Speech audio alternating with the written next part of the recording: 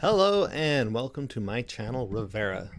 I'm so glad to be here. I've felt pretty crappy the last couple of weeks, but I'm starting to get it back. So excited to be doing this. I have a conversation that needs to happen a whole lot. This is a very important conversation. It's a strategy conversation about.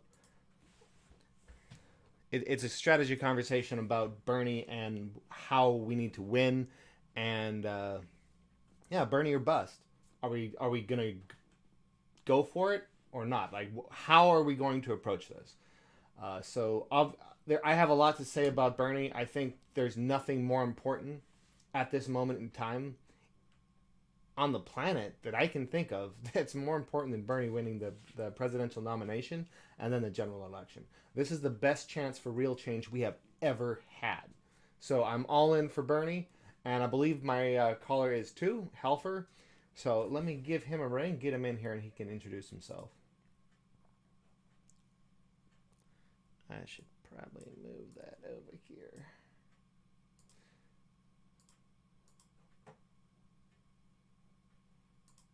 Kind of doing this by the seat of my pants today, but we'll figure it out. Let's see. There we go.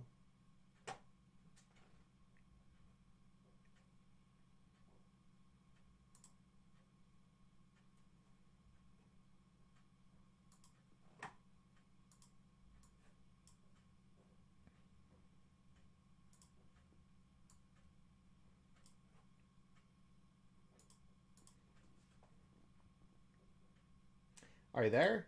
Hello?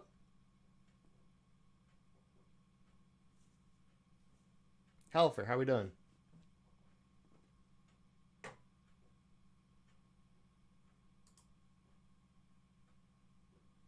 Hello?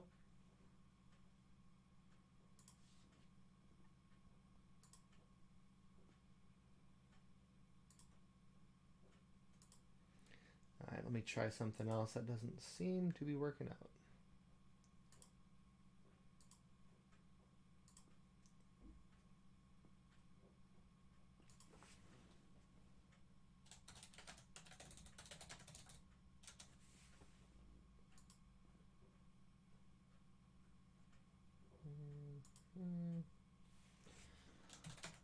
Or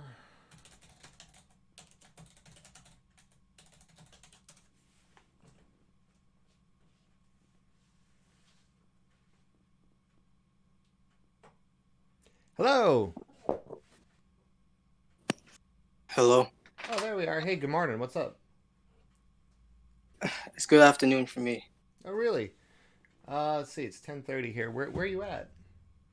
Uh, I'm in the Eastern time zone. Oh, okay. I like to have an idea who I'm talking to. You want to tell us about yourself, where you're from? Don't need to give any Um, super specifics, but like to know kind of who we're talking to. um, I'm trying to think of a name, how for or how to define. I was born here. I come from a Jamaican Caribbean family. Grew up in Maryland. Came from a lot of struggling, depressing, stressful times and Sure. experiences in my life with the educational system. Even had some run-ins with the police. Not me specifically, but my family. That's the background Me I too. specifically come from. Yeah, I've had some uh, run-ins with the cops myself, and so's my family. So I hear you.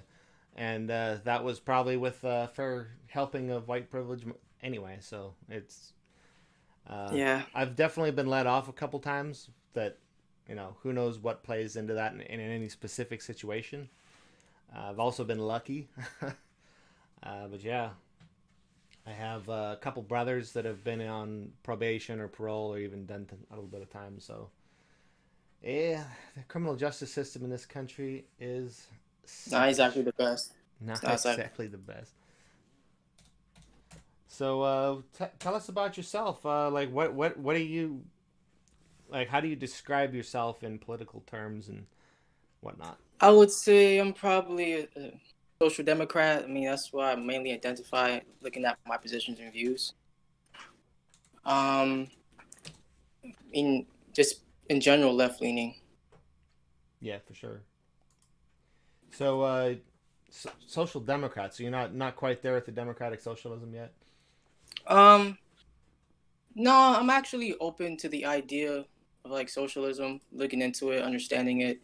I would Yeah, we need met to on the maybe. Vosh stream, so just I know following he's a along with him. socialist, Yeah. but for me, I don't know too much about it, so I can't really like just say that I am one or talk about it or really completely understand what it is. Yeah, I just can't really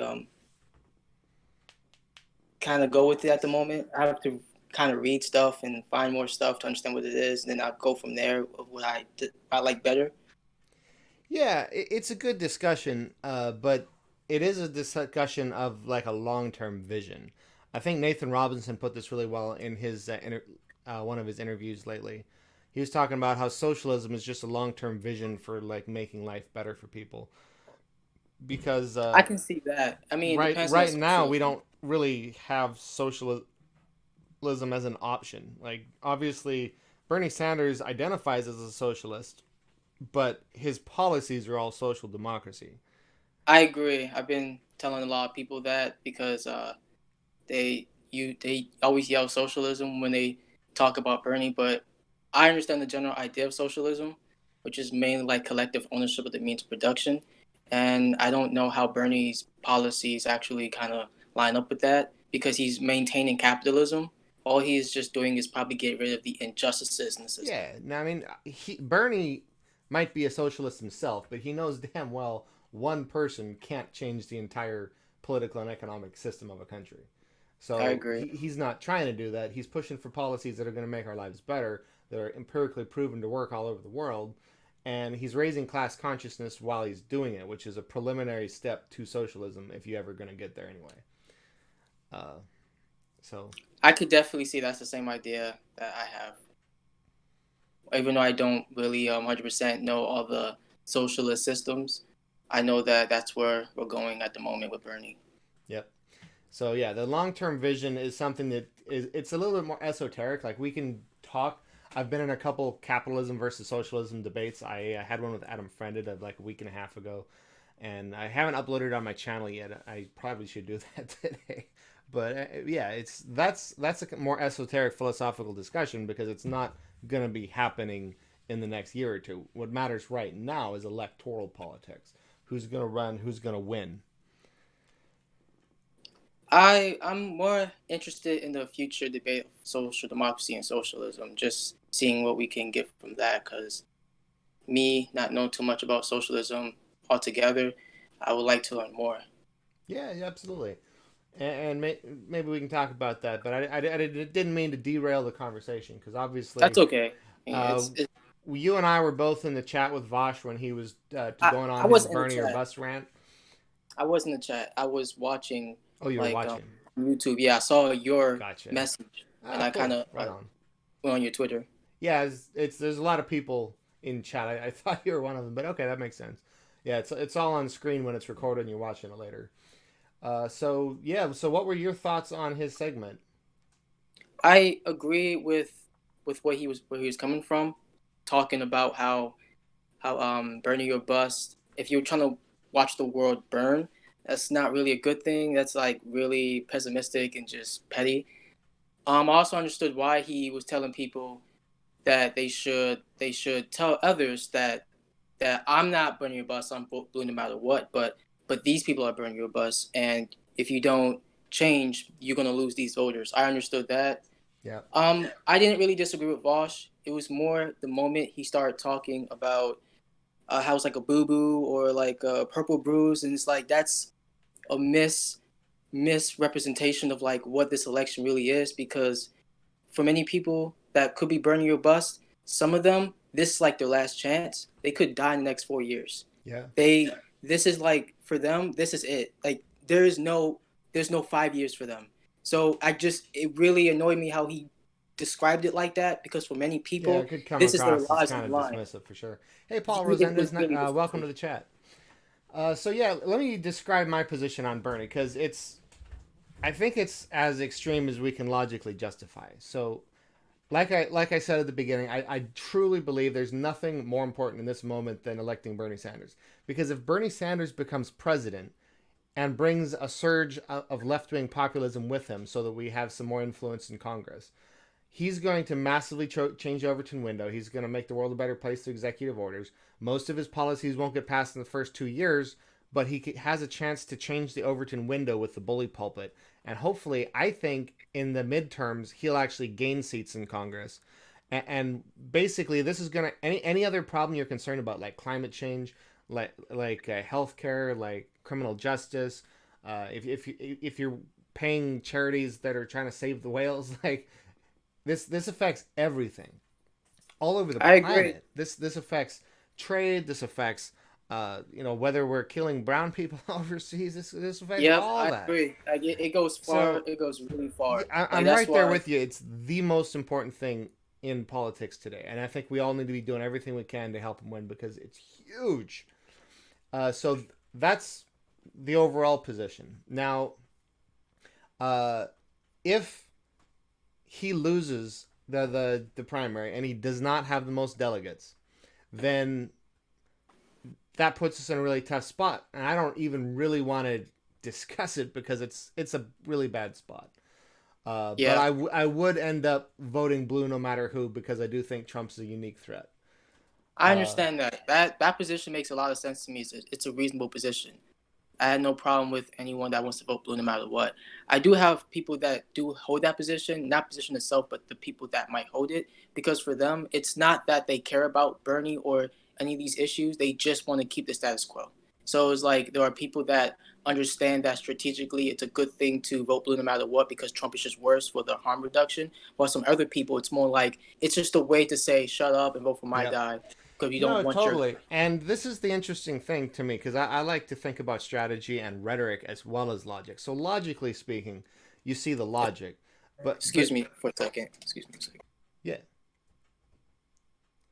I'll come back to that. Paul Resendez, do you think there's a chance the DNC could primary against progressive candidates to weaken a Bernie presidency? Do you mean like progressive people in Congress? Because absolutely, there's like 11 people running against AOC in her home district, and I doubt they have any chance, but they will definitely do what they can. The thing is, if Bernie wins the presidency, he can remake the DNC. Yeah, he can clean freaking house there. He can like fire people, get progressives in, and he has tremendous influence to change laws and policies because right now, obviously, Congress is very anti-progressive. They've actually passed laws, as I'm sure you know, Paul, about how any vendor that works to unseat an incumbent Democrat will be blacklisted and not get any work from the DNC. This is huge. So people like AOC that are primarying corrupt Democratic incumbents can't work with any of the DNC approved vendors, and that's all the strategists and that's all the advertising and that's a lot of support that they need. So that's a really bad policy, and that's a policy that will not exist under Bernie Sanders. So it's very important to get him in.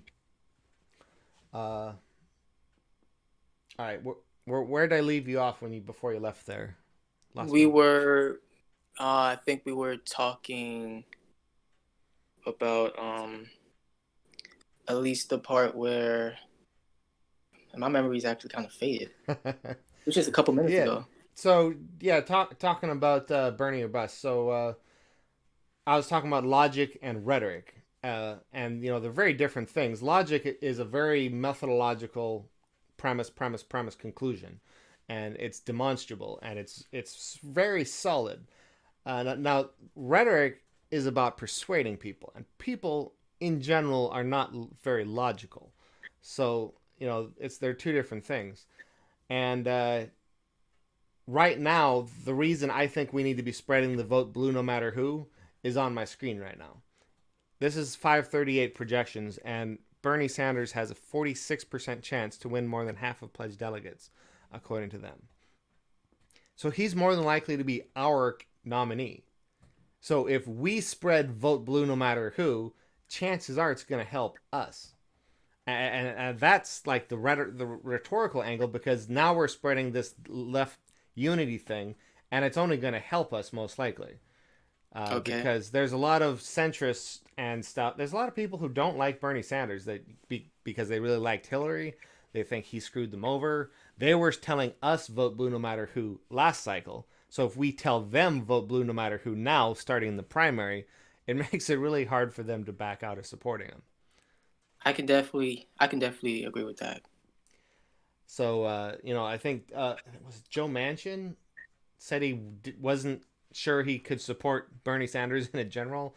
Hillary said that, but then she slid it back and said, "Of course, I'd support the nominee." But there's a definite whispers we're getting from establishment figures that their support of Bernie would not be very full throated in the event that he won the nomination. But that's why we need to be vote blue no matter who. Come on, you told it to me last cycle. I agreed with you. Now let's go. And it doesn't hurt. I'm not disagreeing with you there. I guess there's a disconnect, not with you, but with some other people that might not agree with the Bernie or bust thing, because for them, they're not really thinking about rhetoric. They're not thinking about strategy. Yep. They're more thinking about like expressing how they feel at the current moment. That they're at their last straw. For them, it's frustration, and a lot of Yep. people don't seem to grasp that, because when they make it seem like that they're just being unreasonable, but they have to know where they're coming from. Like my friend's aunt died because she couldn't afford treatment for her bronchitis.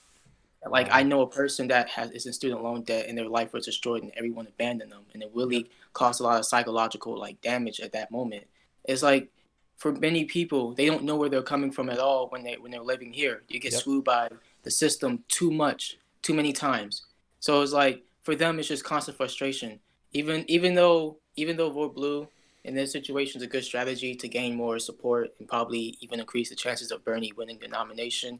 At the same time, there are people that are just extremely frustrated with the system and frustrated with like life Oh, because of how things are 100%. not getting I better. have a bunch of friends on Facebook, and I understand it from an emotional perspective, and without a doubt, it's really electoral politics is really freaking hard on your psyche, because you get all attached to somebody in the primary, and then you often have to end up voting for the person you are running against in the general, and It's not just it's that. difficult. It's like It's not just it's that. It's basically more. like being I'm a Niners fan. If I'm a Niners fan the whole season, and then the Seahawks take us out of it, and we don't get to go to the playoffs because of the Seahawks. I'm supposed to like cheer the Seahawks? Like, what the fuck? Like, It's worse. It's worse it's because worse too, because they now get it's cheated. it's not just sports. Exactly, there's lives on the line here. It's hard. Uh, It's a combination of the lives plus the fact that there's a lot of corruption in those yes, politics too. yeah, You play by those exactly. rules, you get cheated. If we find out that the Seahawks rigged the game, and then I'm supposed to root for him, like, wait a second.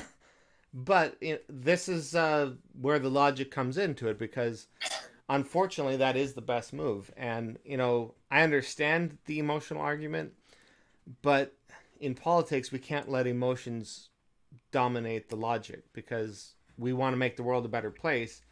And I don't. as I don't. understandable as it is to not want to support somebody because they cheated, if that's what No, makes the no, world it's not. best, It's not that by itself. I mean, we got It's to do like that. it's a combination of things. Like it does. I don't know how it's reasonable to expect somebody to participate in an election in which the system is just really bad for them.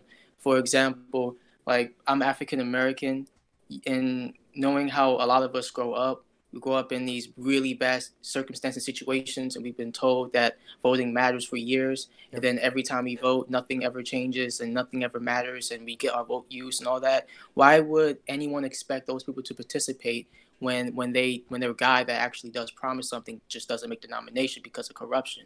And also at the same time, they might go to prison, they might go to jail for marijuana. For them, there is no harm reduction. Their lives are like going to be destroyed in the next 4 years because the Democratic nominee, depending on who it is, might enforce those same policies, or at least to a less extreme degree that maybe Trump would pass. Like Right. for immigrants, they're going to get deported in the next 4 years if someone like Mike Bloomberg wins, or maybe Pete Buttigieg wins. Maybe they get deported in the next 4 years. There's no harm reduction for them. This is it for them. Like if they've been here for years, if they experience the system, if they're stressed out, if they're mental, if they're just going, if they're mentally stressed, mentally exhausted, why would they participate?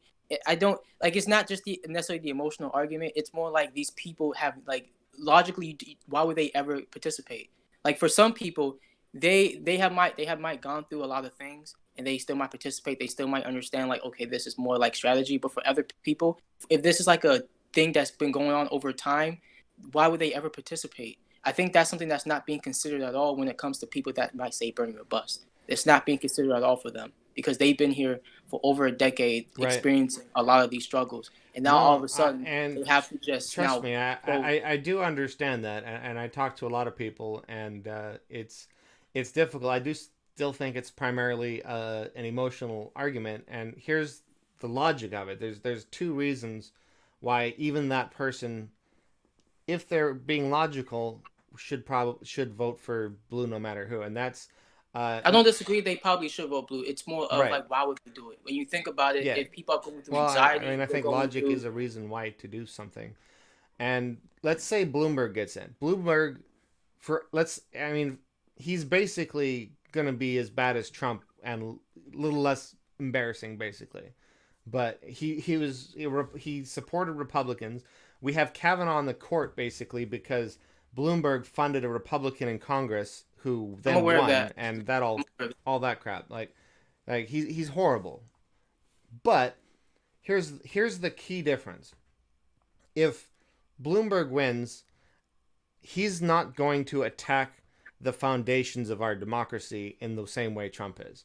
Trump got acquitted for trying to rig the election. The GOP has passed over 70 laws during Trump's term in office to I make don't it know. voting He more has attacked our difficult. democracy. Mike Bloomberg has attacked our democracy, like in this primary. Right, but primaries they aren't an election in the same way. Primaries are a private thing. I'm aware there's a lot of corruption in the DNC, but the Democratic Party doesn't attack elections in general. Okay. Right? So they're on the right side of they want more people voting. They're not supporting voter ID laws that are extremely restrictive. They're not typically supporting things like voter roll purges. They're not trying to keep people from voting. And that's a very important thing because 2020 is not going to be a perfectly fair election by any means. But if the GOP wins and Trump wins, 2022 and 2024 will be even less fair.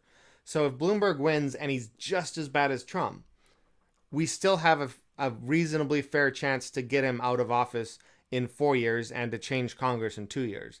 But if Trump and the It's GOP wins, we might not. Like he just got acquitted. Like what does he have to lose in his final office? His lame duck term. What does he have to lose? What makes us think that we're going to have another fair election? I don't think we get another shot. I don't I don't disagree with any of that. It's more of if people are going through depression as a result of what they're living in right now, of their living conditions, if they're going through anxiety all the time, Yep. I don't understand why you would expect them to vote blue. If they're just if attitude wise, mentally wise, they're just not in it. They're And just and, not going and to this brings me to an important point. Uh, you can't shame people into voting. Like this is, I I mean, don't you can't really change people's behavior through shame unless you explain why they should be ashamed and they agree with you. Like if I tell my family who's conservative that they're racist because they support racist policies, they're going to disregard everything I say because they don't agree. So me attempting to shame them actually entrenches them further in their position. And the same way with Bernie or bust people, if you're trying to shame people into voting, it's just not going to work. You got to understand where they're coming from emotionally, and you have to sympathize with them because it's it is it's more than difficult. it's more than emotionally. It's like mentally, Yeah. they've been destroyed by the system. Yep. What I mean by that is if you go to school and you experience a lot of hardship, it will affect your mental development in some ways. Like Yep. it's you're not going to necessarily react the same as some general person. Like if you go to prison, some people have been to prison, that has destroyed them mentally. That has legitimately destroyed them mentally. Some people were deported, they've been separated from their families. That will harm their mental development. It's like it's more than just somebody being feeling hurt. It's like people are actually hurt health wise by the product, by the society in general. So I just find it pretty unrealistic to expect them to vote blue when they've been destroyed by the system. Like Right, and that goes to it's the Vash's same. point It's that the same for exactly, minorities. like that's why we shouldn't be saying we're going to vote blue no matter, or we're not going to say Bernie or bust, but other people are. And so if you want to win, you should elect Bernie Sanders. But And this is a if perfect they example of the contradiction in the DNC thinking, because on the one hand, they say that Bernie people are all Bernie or bust and they don't care and they're not going to vote in the general. And on the other hand, they say that he's divisive and he can't win. Well, just a second. The first argument is literally saying that people who don't usually vote are going to vote for him. And if he's bringing out those people, that gives him a better chance to win. But there would be some people that would not vote. They would not vote no matter what Yes. because they're just done. But those Yeah, and people, that's a logical fact. You're right. There are people, they won't accept the logic, the rhetoric. They're depressed, they're anxious. People are less logical in those situations. Like you said, their mental development can even be hurt from the poor schools, the poor the justice system, all this other stuff. Freaking lead in the water. I mean, whatever the reason, there's going to be people who will not vote blue no matter who. They will vote Bernie or bust.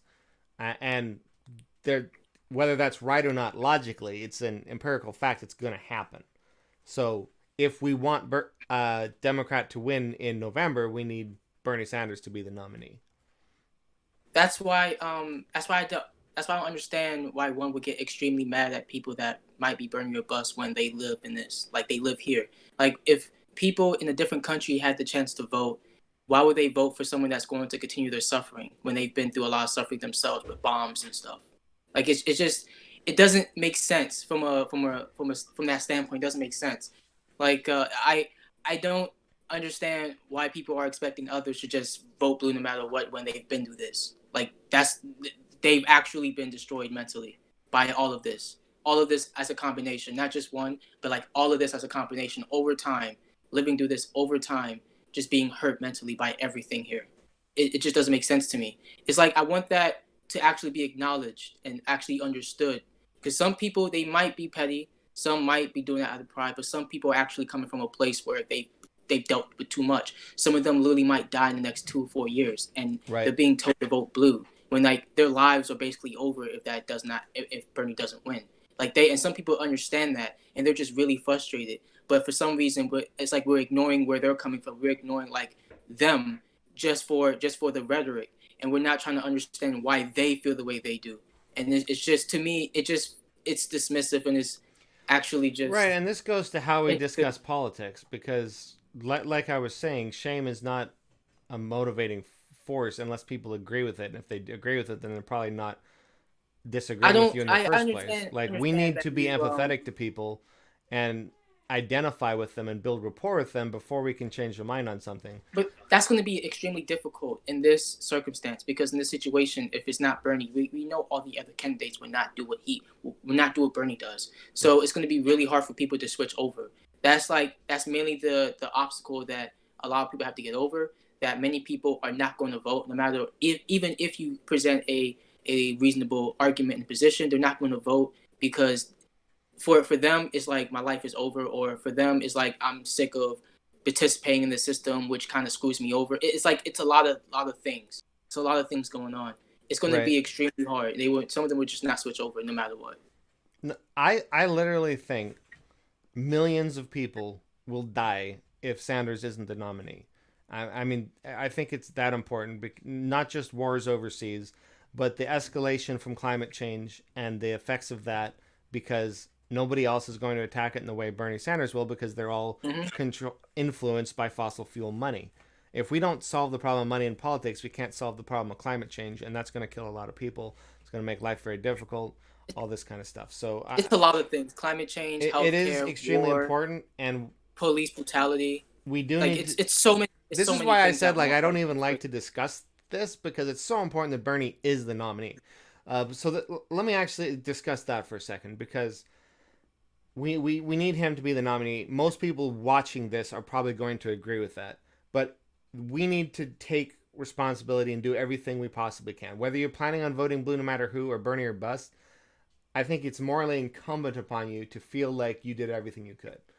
After the nomination, you want to be able to say, hey, I did everything I could. Win and lose, I did everything I could.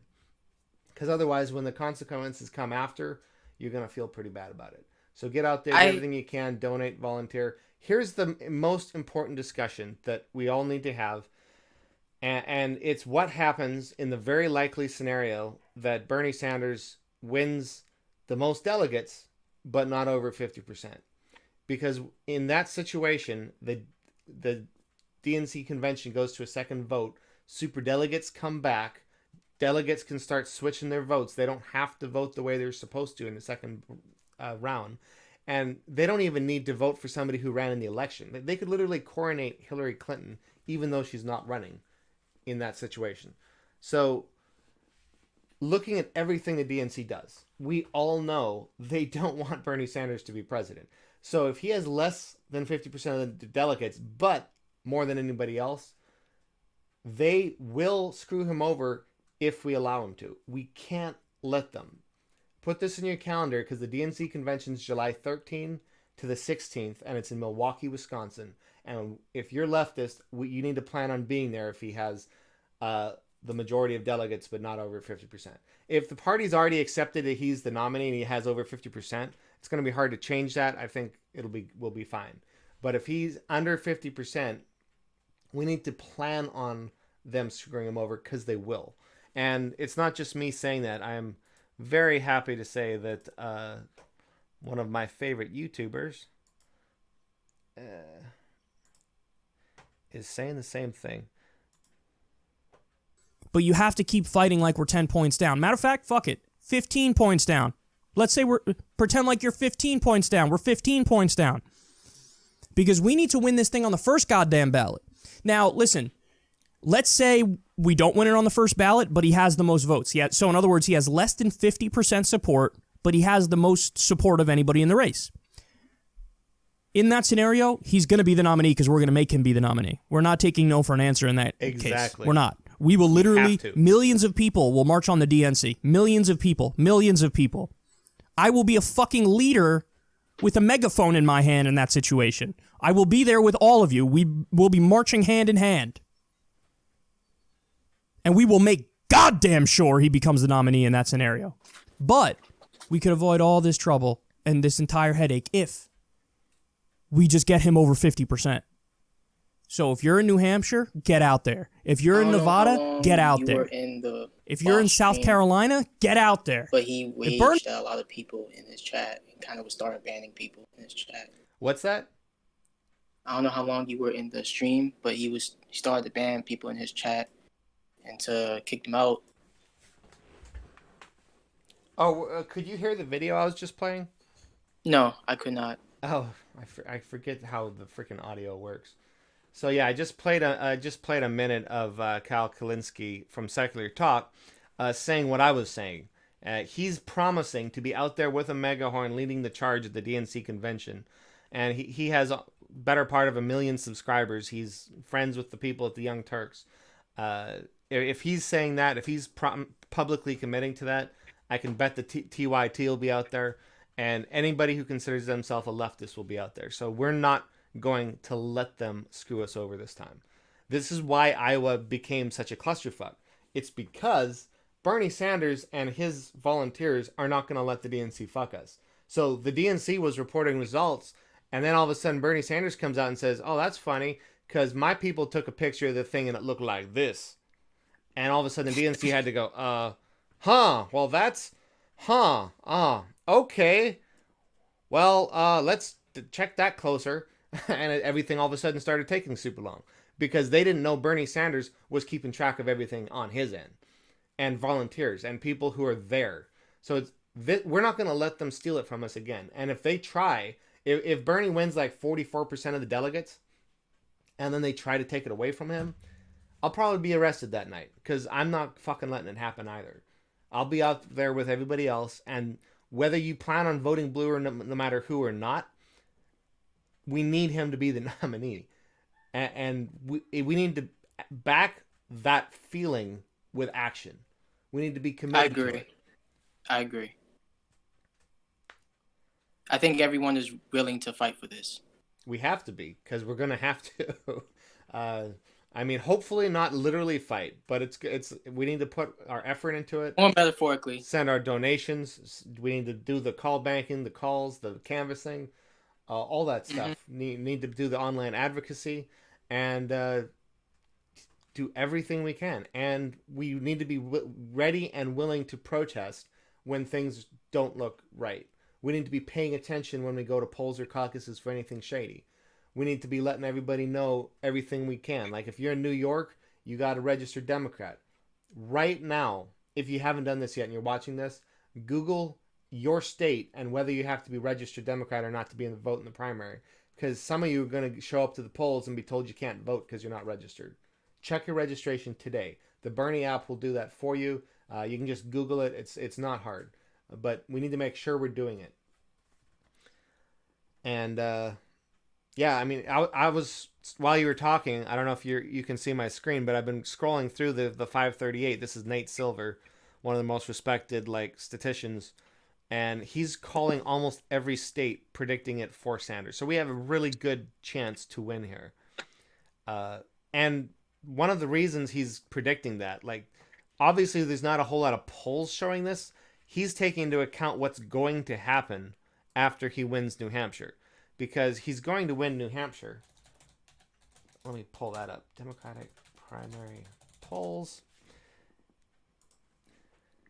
He either tied or won or closely lost Iowa, depending on who you're talking to. He had got the most votes, so I'm going to say he won. They're recanvassing now, so we'll see what happens after that's done. But he's almost certainly going to win New Hampshire. He's crushed every poll out of there except for one by 1 point. But most of them, he's 6 to 10 points ahead in New Hampshire. So here's I'm the open thing. to anything they can do. I don't think anybody's ever won Iowa and New Hampshire without winning the nomination.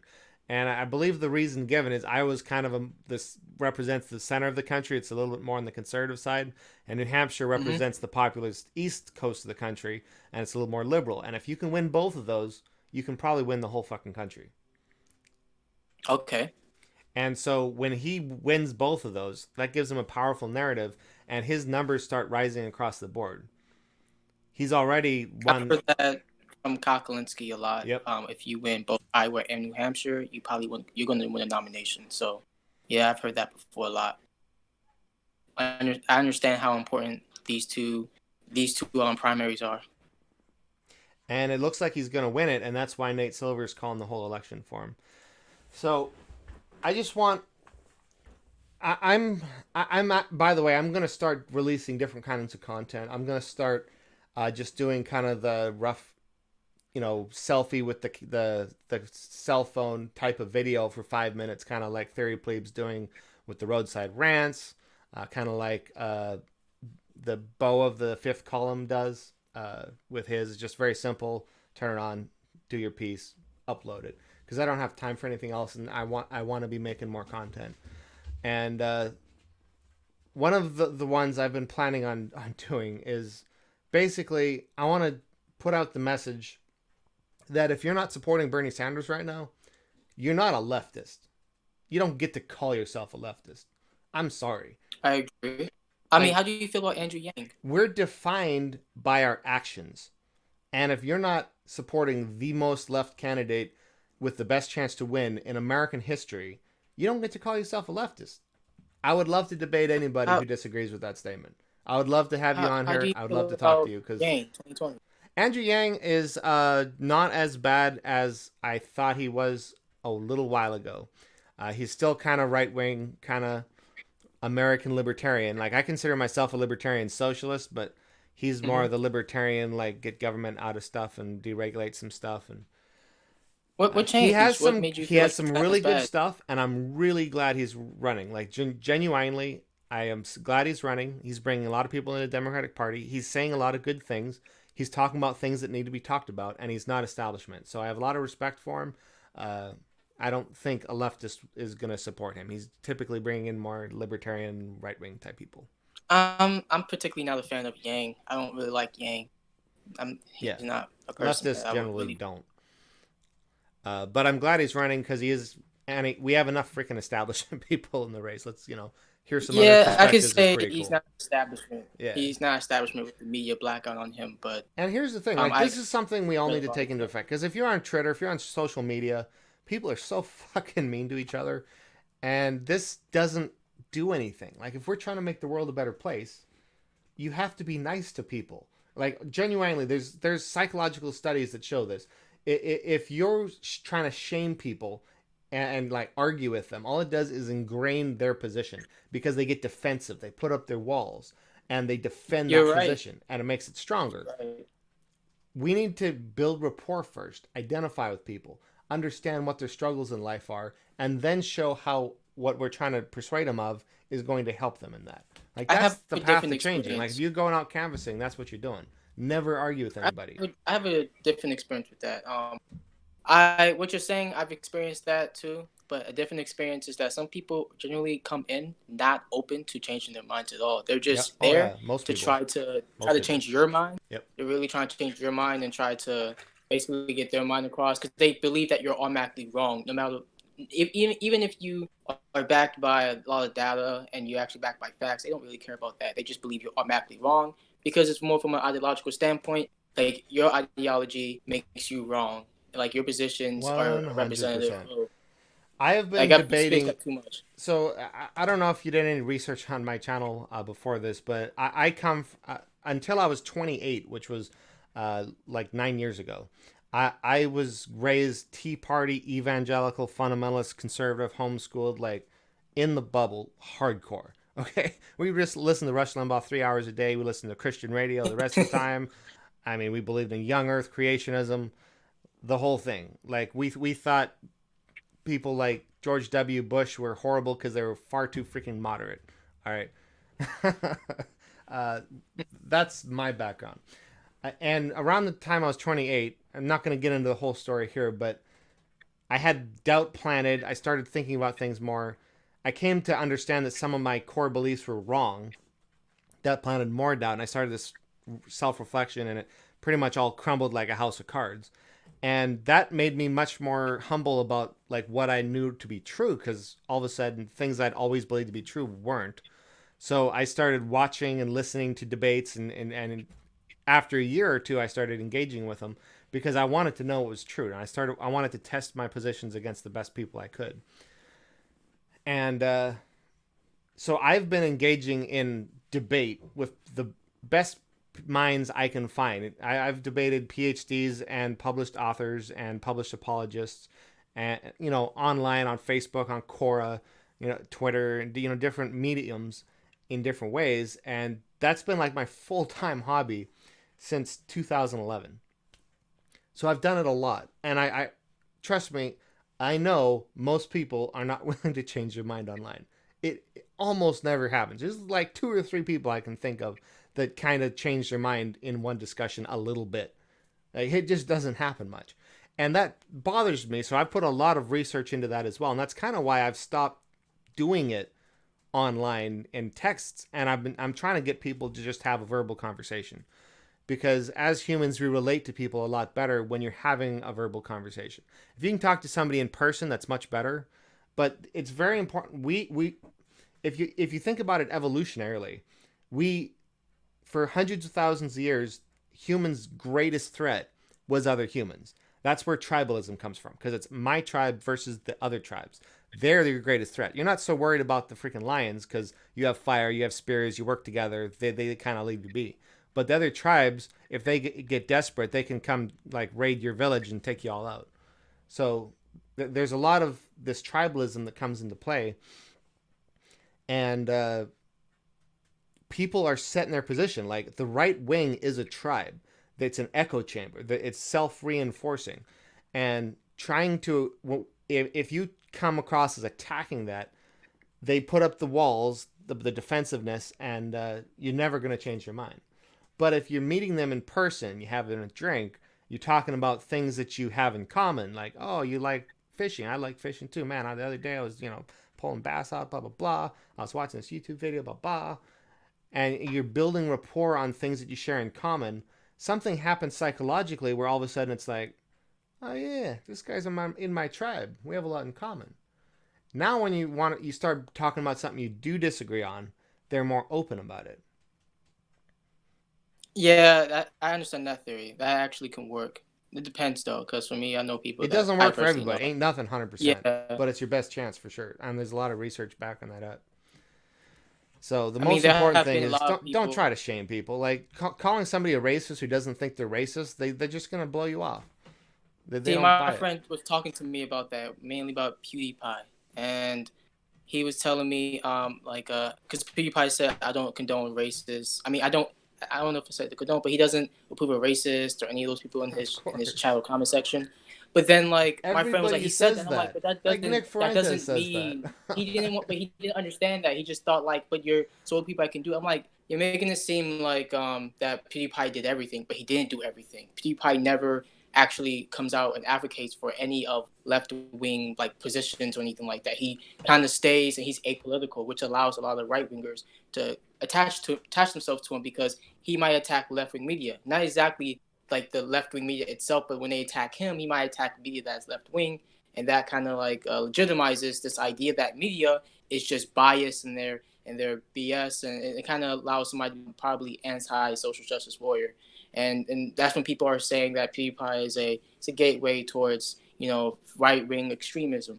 But my friend didn't seem to understand that the people that are Nazi don't know they're Nazi. He's like, what? He's like, yeah, like it's not that Exactly. simple. But I kept trying to Exactly. make him understand that this is more complicated than you actually think it is. Like anyone, like everyone does that. Everyone says I don't agree with racists, but then like their whole comment section is full of racists. There's a reason for that because their positions and their ideology lines up with a racist ideology, and they actually supports and legitimizes their point of view that can actually basically they legitimize racist tendencies and point of views, and that's not even hard to understand. PewDiePie might do that unintentionally at times, but I'm like PewDiePie can easily get rid of them if PewDiePie actually start attacking those idea or ideologies or behaviors or whatnot that are racist. Start actually like try to maybe talk about things on the left like social constructionism or critical race theory, because if he did that, then it would be clear that PewDiePie actually agrees with us and he doesn't Right. agree with them, and then the people on the right would be turned off by his platform because his platform is unappealing to them now. Like it's really simple to me, but PewDiePie won't do that, and for some reason it'd just be that Well, yeah, he it's tried a, everything. it's a racist meme. Like actual racists who know they're racist, who are in, the freaking 4chan channels and whatnot that are like talking about it. Like they'll talk about how if somebody's exposed as a racist, they need to be denunciated by other people who are on their side because racism isn't popular. Uh, Yes. so just because somebody denounces somebody doesn't mean shit. Like if I say something that sounds racist, then I come out and go, well, I just want to say I don't support racism and white nationalism bad. Yeah, That's not enough. What you need to do, that's what my you need friend to told me. explain what's That's what he wrong about exactly it. told me. Like PewDiePie He needs to told me go that on there and PewDiePie said talk it. about the threat of systemic racism, and he needs to Yes. actually get a little bit more into depth about why white Yeah. nationalism always fails. That's going to piss off that section of the audience and prove he's not racist, Exactly. That's but he it's not doesn't. hard. But my friend told me he told me that PewDiePie say he's not racist, so therefore he can't be racist. And I said anyone can say they're not racist, but it was just that he was mainly doing a lot just to defend PewDiePie in the situation. And for me, I was more like I wasn't sure what PewDiePie was, but then I'm like PewDiePie is probably just ignorant on these issues and he doesn't understand what's going on. All he has to do is just actually advocate for a lot of lefty ideas, and then the right section of his audience would just leave. They would just leave and probably say PewDiePie's a sellout or whatever. But you would want that because you would want those people not to like you because it's an indication that that you're not racist Right. or that you don't legitimize their ideas. When they do like you, it's because they find you appealing, and there's a reason for that. There's a reason they find you appealing, Yeah. coming from their background. Like no public figures admit they're racist. I'm pretty sure freaking Richard Spencer was pretending that, oh no, I'm not racist and I'm not a white supremacist. I just want us to have our own country. You know, That's what he was saying. That he was saying exactly. that. And then of The course thing is the that- audio comes out where he's like screaming and ranting and raving about Yeah. inferior people, and they used to be slaves. They didn't respect me. Blah, blah. So obviously he's racist. Obviously he's lying, and obviously everybody who's racist does this. But this isn't even the big issue. This is why I try to avoid this who's a racist argument because it never pays off. What I want to do is start talking about values. Do you agree that we should maximize well-being in society from behind the veil of ignorance? Like, do you know what that means? Do you think everyone should have equal opportunity? Okay, cool. So what about this policy that hurts that? Like, what if you're growing up poor in the middle of a city and you have no chances at college because you can't afford it? Is that an equal opportunity just because your parents are poor? No, I mean Bernie Sanders' free college for all is equal opportunity. I'm sorry, go ahead.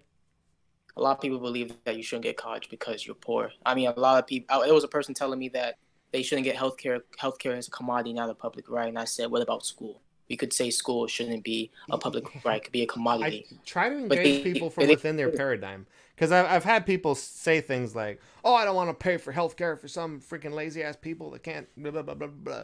But you're also paying for your wait a healthcare. second, sir. Every academic study ever done says single-payer healthcare costs less to cover everybody. So are you telling me you would not want to pay less if that means other people are covered? Like, we're not asking you to pay more. You are going to pay less unless you're like a millionaire. You're going to pay less. So if that also covers everybody, do you hate people so much that you want to pay more just so they're not covered? Like, that's the problem. Like, this whole argument doesn't even make sense when you realize it costs less. Yeah, I actually like the idea of single-payer healthcare. I actually like Bernie's idea. I like we're all actually working together just to help each other out. I like that idea. Yeah, and it costs less than all the other programs, and this is something the mainstream media never admits, and they always ask him how much it costs. Expand. And it's like, I like to give the metaphor. Imagine I knock on your door, and I ask you what your phone service is, and you say it's Verizon, and I ask how much you pay, and you say $65 a month. And I say, cool, well, I have this other one. Guaranteed it has as good or better coverage. I'm going to pay all your fees to switch from one to the other, and it's going to only cost $50 a month. Now, there's a lot of things you could respond with, but the least rational thing you could respond with would be like, well, how am I going to pay for that? It costs less. You're already paying for it. Why would you ever say, how are you going to pay for this? There have been people ask me how you would pay for it, and I just showed them to the options plan that Bernie's administration released. Yep. They look at it and they don't really ask me that question anymore. So I only get asked about how would the plan work or how will he pay for it, because I have all of it bookmarked anyway. So I can show them it. And if you don't understand why it saves money, there's a couple reasons. Means testing costs money. You have to check people's income. There's a whole layer of bureaucracy to means test. That costs money. It's actually cheaper to cover people. Also, the administration between all the thousands of different insurance plans costs a tremendous amount of money. You can Google, see if I can pull it up. There's charts that show the increase of administration costs in healthcare.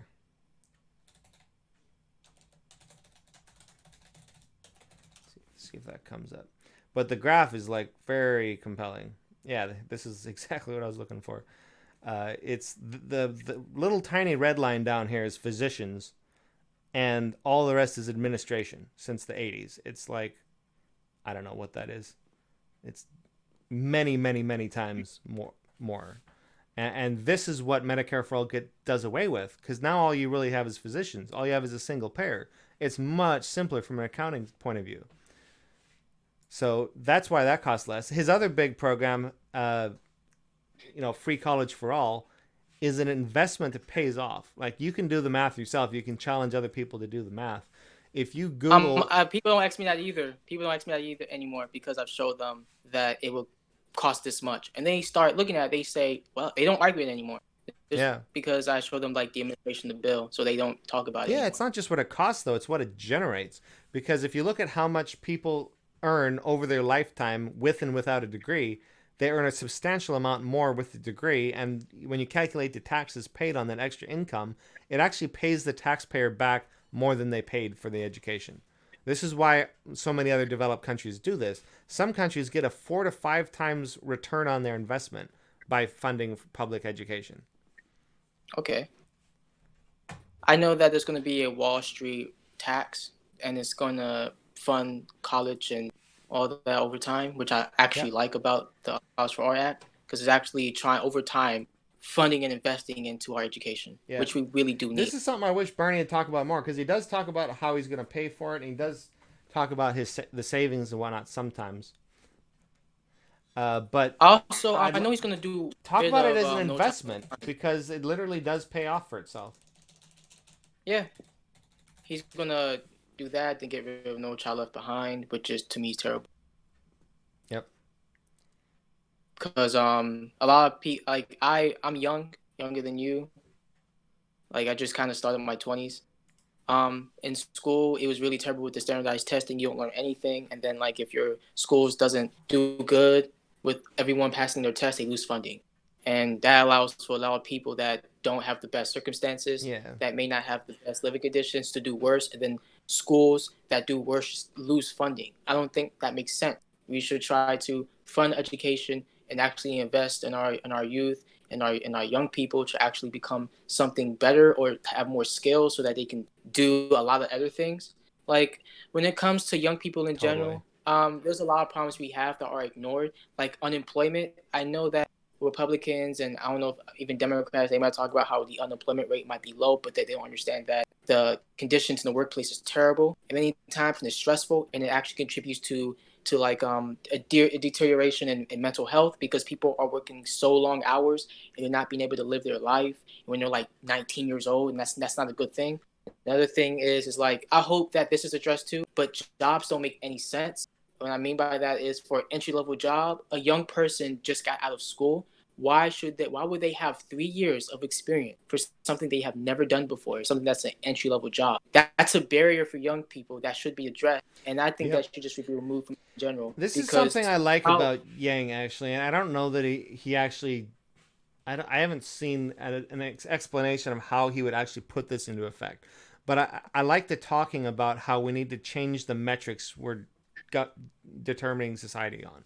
Because if we're going off of the metrics of how can we make education best for everybody, which is basically, maximizing well-being for everybody from behind the veil of ignorance, then, and if you're going off of that metric and then you're using empirical facts and scientific studies to guide your policy, we're going to be so much better off. Because, the policy you talked about, with the testing and hurting funds, like this was given hypothetically with the best of intentions.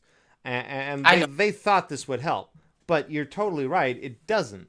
And it should be changed. And obviously, the biggest problem in schools is most of a school's funding comes from the district they're in and the property taxes on it. So if you're in a poor district, your schools are poor. And I was not aware of that. Yeah, that's... I mean, my kind of home state of Idaho, it's where I grew up my teen years, is, I think it's 50th in education, if not close. And their schools are so underfunded, it's ridiculous. They've had a bunch of schools that have had to shut down because they're like not safe. They got mold. They can't afford to fix them. They're falling apart. So they've consolidated school districts in schools that can't fit them. So what they do is they have one school that starts at 6 o'clock and goes to noon, and then the other school comes in and goes from noon until 6. How insane is that? They can't even get their own freaking school building. Like, how much does that mess with their parents' lives? Having to wake up at freaking 5 in the morning or like get time off of work and these weird schedules. It shouldn't be like that. People being out of touch, because education should be good across the board. Like the schools should get the funding they need, and teachers should get the funding they need, and it shouldn't even be in question. What should be in question is the results. So, like, the funding needs to be there.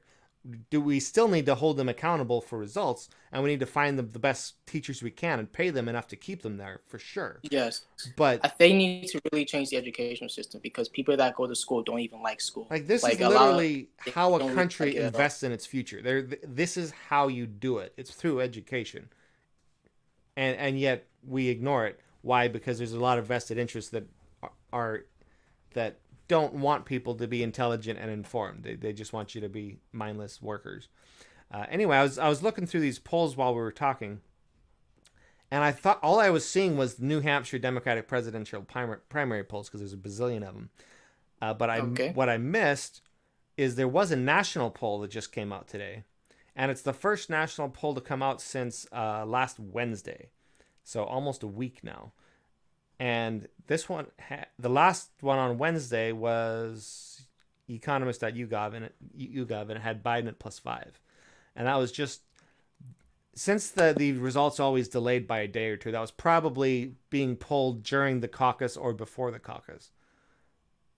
But the first national poll to come out since the Iowa caucus results has Sanders at +8 nationally. That is fucking phenomenal. That's actually good news for me to hear.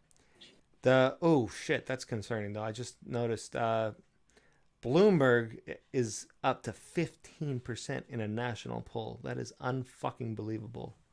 Who the fuck likes Bloomberg?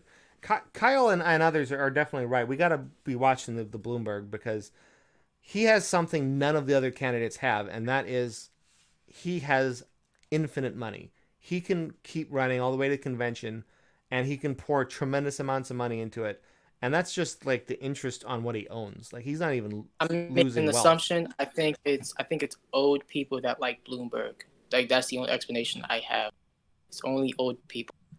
Well, it's typically old people, and I think it's mostly because they're the ones sitting at home watching TV, and he is blowing up the airwaves with ads.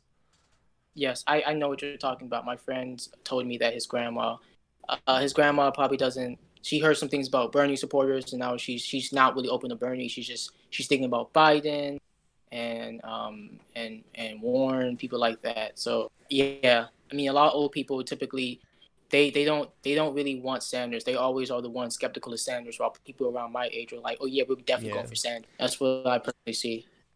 From a candidate point of view, the biggest threat was Biden, and he gone now. He's not a threat. He's not going to come back from this. He never had anything. He was just a default support. Now that people see him losing, his primary argument of electability goes out the window because he's not winning. Like, that narrative only works when you're winning. So I don't think he's going to come back from it. Buttigieg, I don't think he can win a primary with no black support, and nobody black likes him because he was the mayor of a racist town and fired the first black police chief.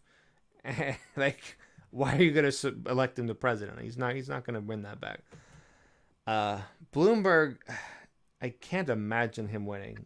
But this is, like Kyle says, this is an exercise in how far money alone can take you. Because he has no personality. He's a Republican mayor. He's supported Republican candidates. He was a huge proponent. He didn't just allow. He was an advocate for stop and frisk. No matter how much research came out and showed it was racist and they were targeting black people, he was a huge advocate for stop and frisk and all kinds of other stupid shit. He shouldn't have a chance in this nomination. And yet... Everyone has told me they've seen those commercials. Everyone has told me that I've even seen it. We've all seen the Mike Bloomberg commercial. Some way, somewhere. Every time we're just waking up, we just see a commercial on Facebook. Mike Bloomberg for 2020. He had an ad in the Super Bowl. I called it at my Super Bowl party. I was like, by the way, watch for it. Guaranteed Bloomberg will have an ad. And people were like, not in a primary? It's too expensive. I was like, watch. No. Guaranteed. And sure enough. We've all been seeing it. The moment I've saw a thumbnail saying Mike Bloomberg buys a lot of ads, I'm like, oh yeah. We all we've been seeing those ads lately. Yeah, definitely. We've seen 10 of those ads in the past 2 hours. And we was just thinking, damn, this is crazy. I'll tell you what I do. Every time I see an ad on Facebook, I always, if it's somebody I don't like, especially, I'll make sure to react to it and comment under it. Because then they target you. Like, their retargeting algorithms will waste a ton of money targeting you. And it's not going to change my mind. They're just wasting their money. Plus, when the comments under their ads are just full of Bernie supporters, giving the reasons not to support them, it makes them look really bad. So it does. I mean, the commercial itself, I think one was talking about Trump on the golf course. And I was thinking, this is all you guys have is just joking about Trump. That's all they have. I don't even like that in the media. Like all they Trump, they talk about maybe his tan line or what he said on Twitter. I'm thinking, okay, it would be really nice if you guys talked about his policies once in a while, so we can actually understand why he's a bad president instead of just talking about how he sucks at 100 every 24/7 of the day. Because like all we just talk about is how Trump, how he looks ugly or he's fat or like he just stinks, he's racist. But you have to actually talk about his policies and how he's affecting America, because that would actually help people understand, yeah, this is why I want to vote for Trump. This, it would give them an educated understanding of what's going on. Right. But I don't see that happen. We can't rely on the mainstream media for anything. Like I agree. We have to understand where the incentives are coming from. The mainstream media is both owned by billionaires, and all their funding comes from the billionaires who own the companies who buy their ads. So they're always going to be pro-corporate, pro-billionaire, pro-status quo. And there's the ones on the left, like CNN and MSNBC, they might be more socially liberal, but they're fiscally conservative because they know who's backing I know them. that for sure. And I know Fox that for sure. That's is why. But they do more of a harm for the left than anything else. They because do. Many people they hate the left more than they hate the right, and it's proven all the freaking time. But it's not that they just attack the left necessarily. It's more that how they are a representation of the left to a lot of people. Like when they think of left, they think of like CNN and MSNBC. I have to every time tackle that all a lot the of people time. come to me and say like, "Oh, you watch CNN." When I say Trump is a liar because they ask me, why don't you believe Trump? Because I'm like, he's a liar. He lies too much. And this was about him killing Soleimani. And then they was like, look, and I told him like, you're assuming that I got my information from MSNBC and CNN. He's like, then where you getting it from? I'm like, I got it from looking at what he did, looking at his past videos of what he said something. This has nothing to do with CNN, MSNBC, because you don't need those news outlets to even get these clips. You just go on Twitter or you can go on like some other thing. The way I got my information about Soleimani was from a Canadian public broadcast. So I look at this person, I was telling them, you keep assuming that just because I might be left-leaning that I automatically just side with CNN and MSNBC when I'm also the same person that shits on those same news outlets. So I don't know why you're trying. Like it was like all day long. I got to tell people this: the difference between liberals and leftists, the fact that the mainstream media is not left. Like I don't know. The thing is, this narrative is propped up all over the right wing. Like they intentionally conflate the two. They intentionally conflate them because everybody hates CNN, MSNBC, and mainstream media. So it's really easy to make them the leftist bad guys. Exactly, and that's why that's how people say I'm not going on the left because CNN and MSNBC. But they don't understand that people on the left hate those too. That's something they don't understand. Like I look at this person, and I was telling this person, I hate CNN too. CNN sucks to me. But they automatically assume that I got all my narratives just from CNN. I just listen to CNN. I didn't think about it. But I was like, no, I've actually caught Trump lying constantly. I've looked at his policies, and it does not match up with the things he has said. He's a known liar. Then the person made it about that other politicians lie. And I'm like, yeah, I do know they lie. Pete Buttigieg lies, Biden lies. Like, I don't know why you're making it seem like I just support the Democrats. The Democrats don't lie. I never said they don't lie. I just said Trump is a liar. It's like they misdirect this whole conversation to something else. I've been in sales the last few years. Agreeing is so much more powerful than disagreeing. I always try to do that. So if somebody tells me that politicians lie, I'm going to freaking agree with them. Absolutely, 100%. Think about the fact that for over the last many decades, every politician says one thing while they're running, and then when they're in office, they do something else, and nothing ever changes. They all are gaslighting us and lying to us. And if we take that to heart and we understand that, then the single most important thing to us in politics should be integrity. That matters more than policy because they're lying about the fucking policies. When I agree, integrity, and that's why we need Bernie Sanders. Even Republicans agree that he has integrity and that he's honest. Almost half of Republicans respect him, his honesty, his integrity. They like him. Bernie Sanders is the most popular and most integrity candidate we've had in forever. Personally, I would like the media actually, for one, they actually allow a candidate to share their ideas, expose their ideas to people. What I mean is, like, I would just say, I wish people can get the bill, the Medicare for All bill in their mail so they can actually read it and see what it really does. So they just don't say, oh, yeah, it's just socialism. But it's not really socialism because hospitals will still be private. It's just that the Yeah, government's going to pay mainstream for media it. ain't gonna do that. It's up to you and me to get the word out. Yeah, 'Cause that's ain't that's nobody the else bad doing part. it. But then like, Yep. but then people would make it seem like how do you know something is true? I'm like, it's not that hard to find out if something is true. You can easily find information from other sources. Like Yeah, the you media and is me talking who about know Bernie's how to point. Google. It's amazing how many Yeah, I people mean, ask me people make questions, it. and I just type the question they ask me in Google, and then I tell them the answer. It's not hard.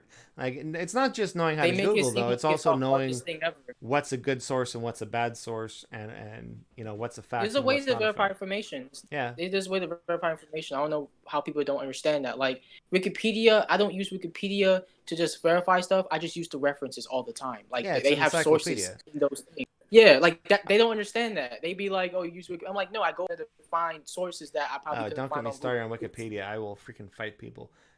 Like, The Wikipedia is resource is there. The literally resource. the single best and most accurate and most comprehensive source of human knowledge we have ever had in all of humanity's existence. It's a People get really phenomenal surprised. resource. Now, it's not perfectly accurate, but it's the most accurate we've ever had, and it's not where Yeah. you go to like research something and then be done.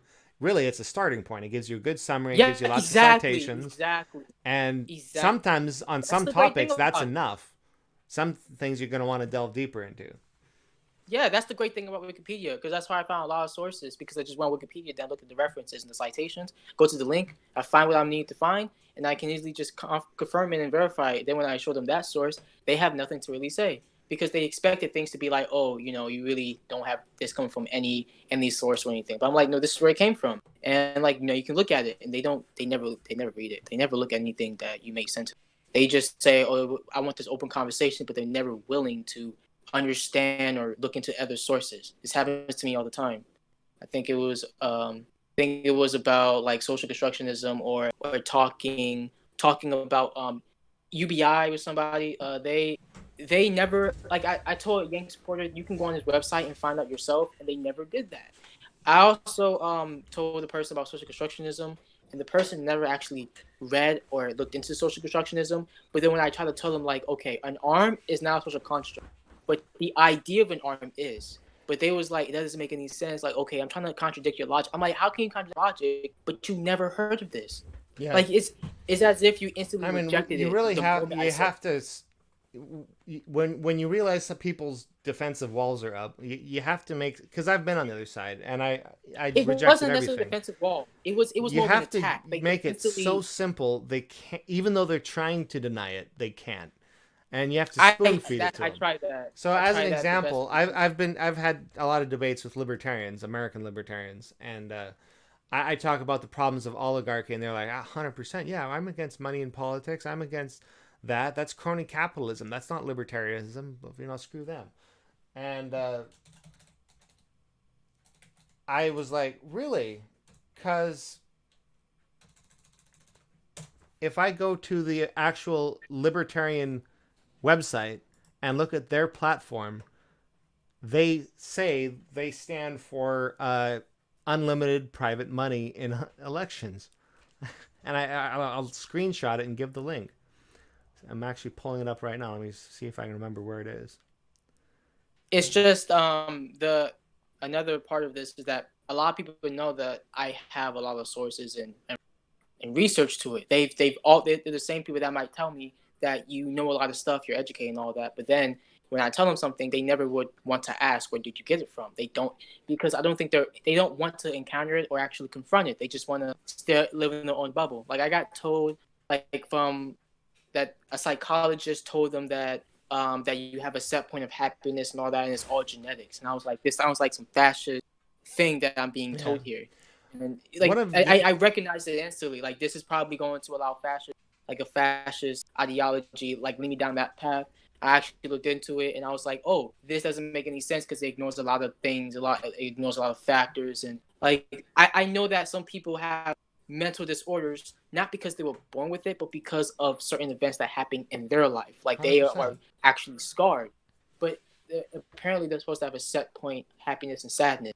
And it was just because the person that that I was talking to, they usually like to do that, and they never understand that a lot of things that you hold, a lot of things that you believe in, are basically fascist. They basically agree with white nationalism, like, and they don't understand that. They just think it's a label or some insult. Like, they know that's legitimately how white nationalists advocate for getting rid of somebody that is not white. And that, like, I'm part of that group. I'm not white, so you're like, you don't understand that you're actually. And the same person was really defensive of Richard Spencer when the person was actually questioning and actually going after his ideas. The person didn't realize that. Why are you making it seem like the interview was being aggressive? And Richard Spencer was being openly, explicitly racist. They made it seem like, no, he wasn't. He's I'm like, he's not. He's clearly racist.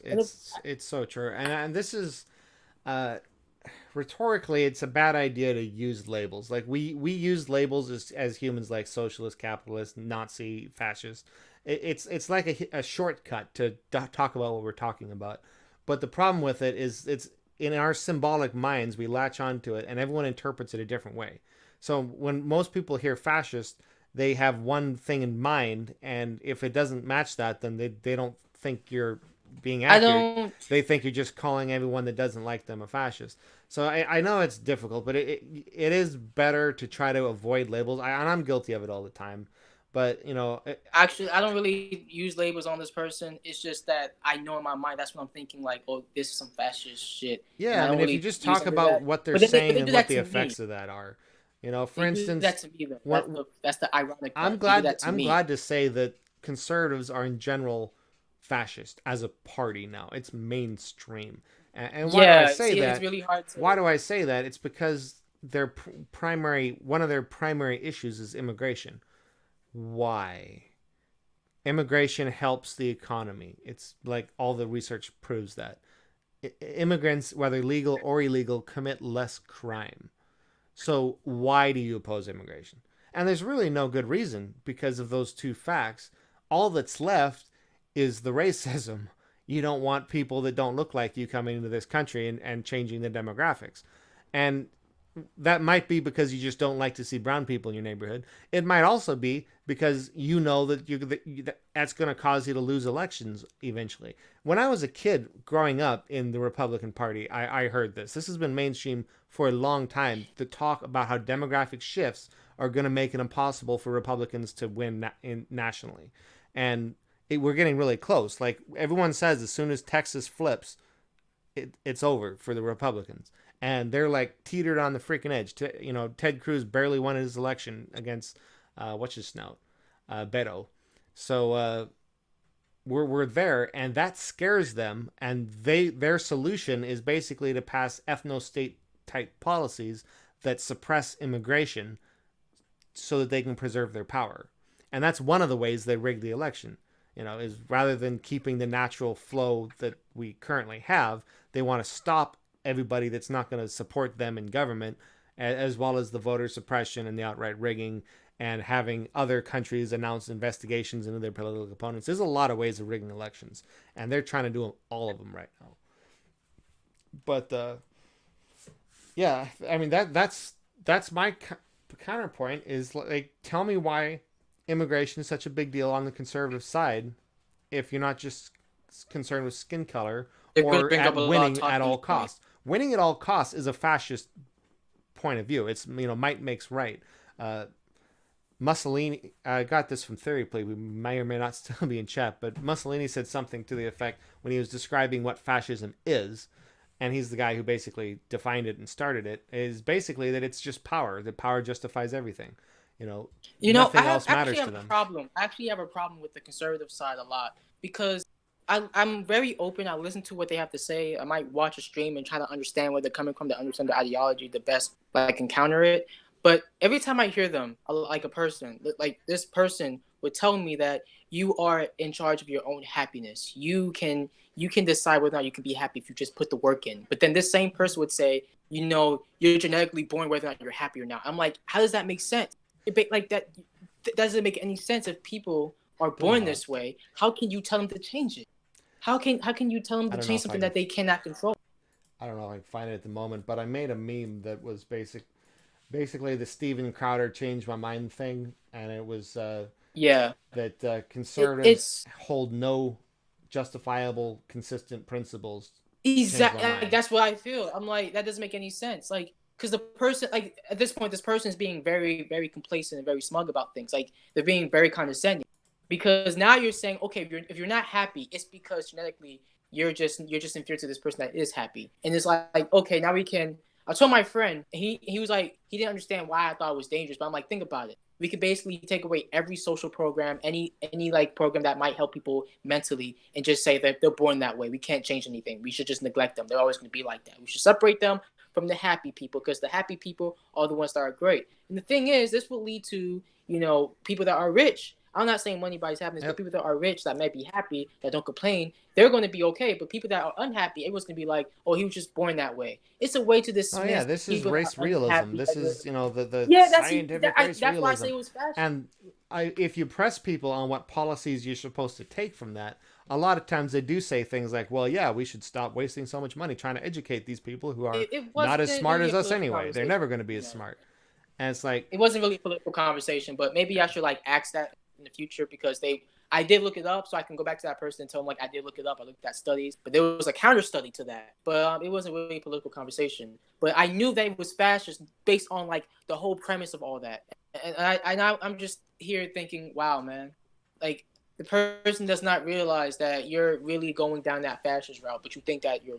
But one thing I've learned is that they project onto me. They project me. I don't really necessarily label them, but they already label me.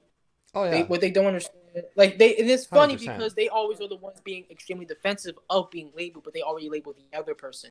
What I really noticed is that I was being told that I'm hearing the ideology, but not what you think, and I'm looking at them like, what do you mean? You've seen me read a lot of this stuff, and you've seen me think about it and talk about it, but it's now you're saying that it's not my point of view, it's not how I feel, it's more of an ideology thing. But then this same person would talk about, would say a lot of certain things that come from Jordan Peterson. Yeah. And I'm thinking everything they say comes from Jordan Peterson. I'm like, okay, so everything you're saying comes from this one person, but for me, everything I'm saying is coming from academia and and academic literature and all this stuff. Yeah, what you're saying is coming from this one person. If we're going to have a truly logical discussion, everybody needs to understand and agree where we're starting from.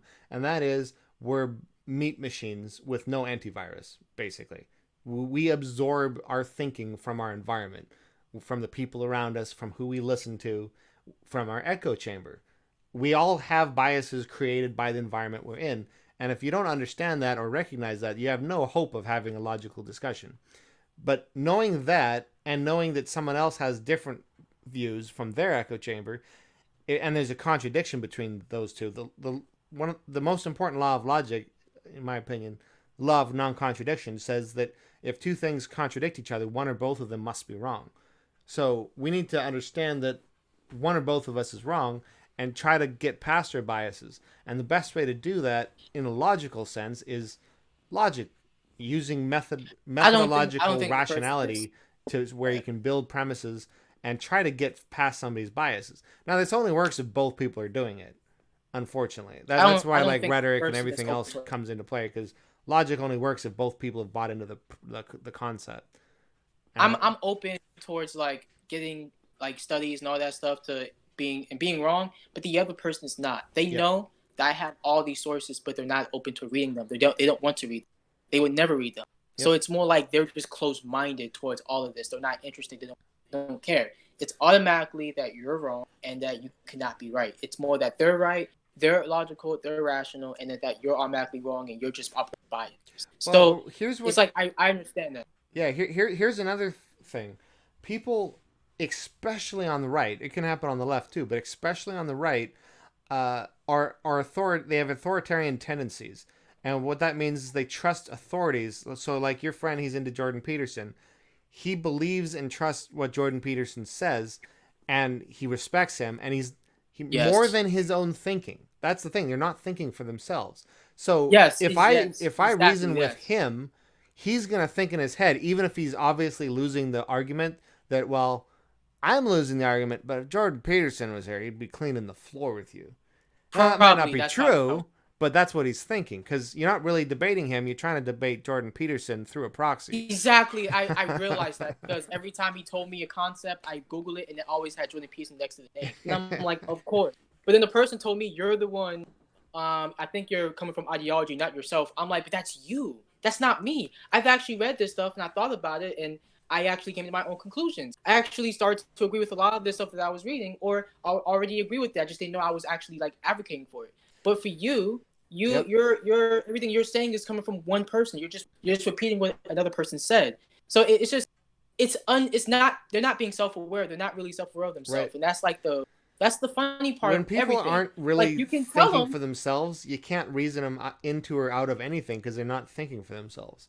So, and they you would know, never this brings me understand back why to you would tell that. yeah, this brings me back to the, you know, I hinted at the beginning that I changed my whole worldview, and for years I like wrote. I have like my whole story online in Quora, different places, and I was all about how, you know, I learned to understand the mind and biases, and I went through this logical process, and I blah blah blah blah, Mm-hmm. and I just had a paradigm shift like 3 months ago, where I was like, wait a second, that's not the real story. What actually started the process was when an authority that I respected, I had trust in, I thought was a champion of truth, when I realized he was lying to me. That's what started the whole thing. That was like, that cracked the defenses around my worldview when I realized I had put a lot of stock into what this person said, and now I'm realizing he lied to me. And I have a question about that. So Yeah. I understand that right there is what could change a lot of people's minds. They're the person that they're looking up to, the authority figure that they're listening to being wrong. But like, how do you do that? How do you go about the rhetoric of accomplishing that to actually making people realize that this is actually a very terrible ideology? Well, it's tough. I've been trying to, ever since I had that realization, I've been trying to get into it with people. I'll ask people like, okay, you know, you're telling me this, but where did you hear that? Who did you hear that from?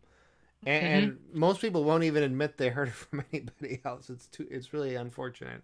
Pride. You know, probably a if pride they thing. tell me, you know, Stephen Crowder, Ben Shapiro, Jordan Peterson, I They're can gonna feel bad. I can pull up that guy and I can be like, here's them lying, and here's the facts. I can prove they are lying.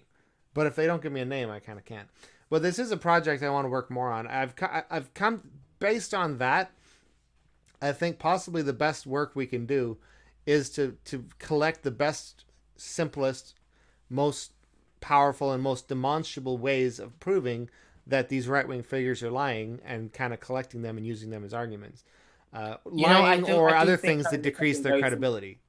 Theory plebe. Make something very simplistic would help. I think that would be the best way because right wingers do Theory it. plebe has a and bunch of stuff on Jordan people- Peterson. He was in chat, and you can message him on Twitter and different stuff too. But he was getting his master's in philosophy at Boise State, and he was using connections there and the club funds and stuff like that to organize some stuff.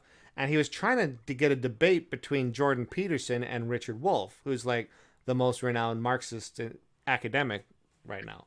And Jordan Peterson wouldn't debate. They went back and forth a bit, and finally he said he would for $50,000, which, like, this is a small student club. Like, they got no money. Richard Wolff agreed to do it just for travel expenses. So the problem is, like, with a couple weeks after this, if I'm not mistaken, I might be getting the story wrong, but Theory Play, I think, has videos on it on his channel. But a couple weeks after that, Jordan Peterson was on Joe Rogan, and he told Joe Rogan and that whole massive audience, Marxists won't debate me. I can't find anybody to debate me because Marxists can't defend their worldview. While he was in the middle of refusing to debate Richard Wolff. And so Theory Plebe has the receipts on that, and he's been proving that. And Richard Wolff came and spoke anyway, even though Jordan Peterson said no. So they had a nice little talk, and eventually they, through the pressure building up on this, he did actually debate Zizek somewhat, but that probably happened because of that whole thing. But that's an example of somebody like lying and being scared to debate. You know, Cold Feet Crowder, if you search that. Sam Cedar's been trying to debate Crowder. actually think the best way to destroy a right wing pundit that's lying is just to ask them questions. They always destroy themselves than you doing it. Than you're doing it, because when they actually have to explain their ideas, they actually comes out to look really stupid. Yeah. What's up, Solitariat? Welcome. Yeah. So exactly. It's not hard to destroy pundits when they're wrong. Like I said earlier that I've debated PhDs and published apologists. So I've been in the atheist community for a while. I've debated creation. So I haven't dealt with that on my channel a whole lot, but I've debated published apologists. Luke Barnes, who's like the most cited figure if you're talking about the fine tuning argument. I've debated him. Mm-hmm. I've debated Charles Marshall, who's written a bunch of books. Other people like this. And the thing is, they're no better than anybody else. They're really not. It's the same freaking arguments, and they fail the same ways, and they can't overcome that. They like. You watch the Democratic debates, right? Oh yeah, the one almost all ABC. The most recent one you're talking about? With the judge. Was that yeah? ABC? Okay, yeah. But the judge exposed himself to be a racist. He actually admitted on live stage that he was targeting black people. When I think Lindsey Davis asked him, when you was mayor, arrests to black people for marijuana charges went up, and when you became mayor, and they continued to go up. And then Buttigieg tried to avoid the answer, but when Lindsey Davis kept pressing him on that question, he just admitted, but he didn't officially say it, but he admitted that he was targeting black people and minorities. So, if you're reading between the lines, 100%, because basically he told them the fact that they were arresting like 4 times more people for marijuana, black people, than white people, which was higher than the rest of the country. And Buttigieg talked about, well, arrests for marijuana overall went down. It's like, oh, so if arrests overall went down, but you're targeting black people way more, how is that making this better, buddy? But his justification was that people that smoke marijuana are connected to gangs and violent groups. That was his reason. I understood what he was saying, and I said that's why for a lot of people that watch that, tell them to vote for Buttigieg if he was a nominee. That would be really hard for them, especially if you're a minority who knows that if he was president, you're probably going to jail because you like to actually smoke weed as a recreational drug. Because they will assume that you're a criminal. And it will further the criminalization of drugs and continue the war on drugs. Because you're connecting which is 100% understandable.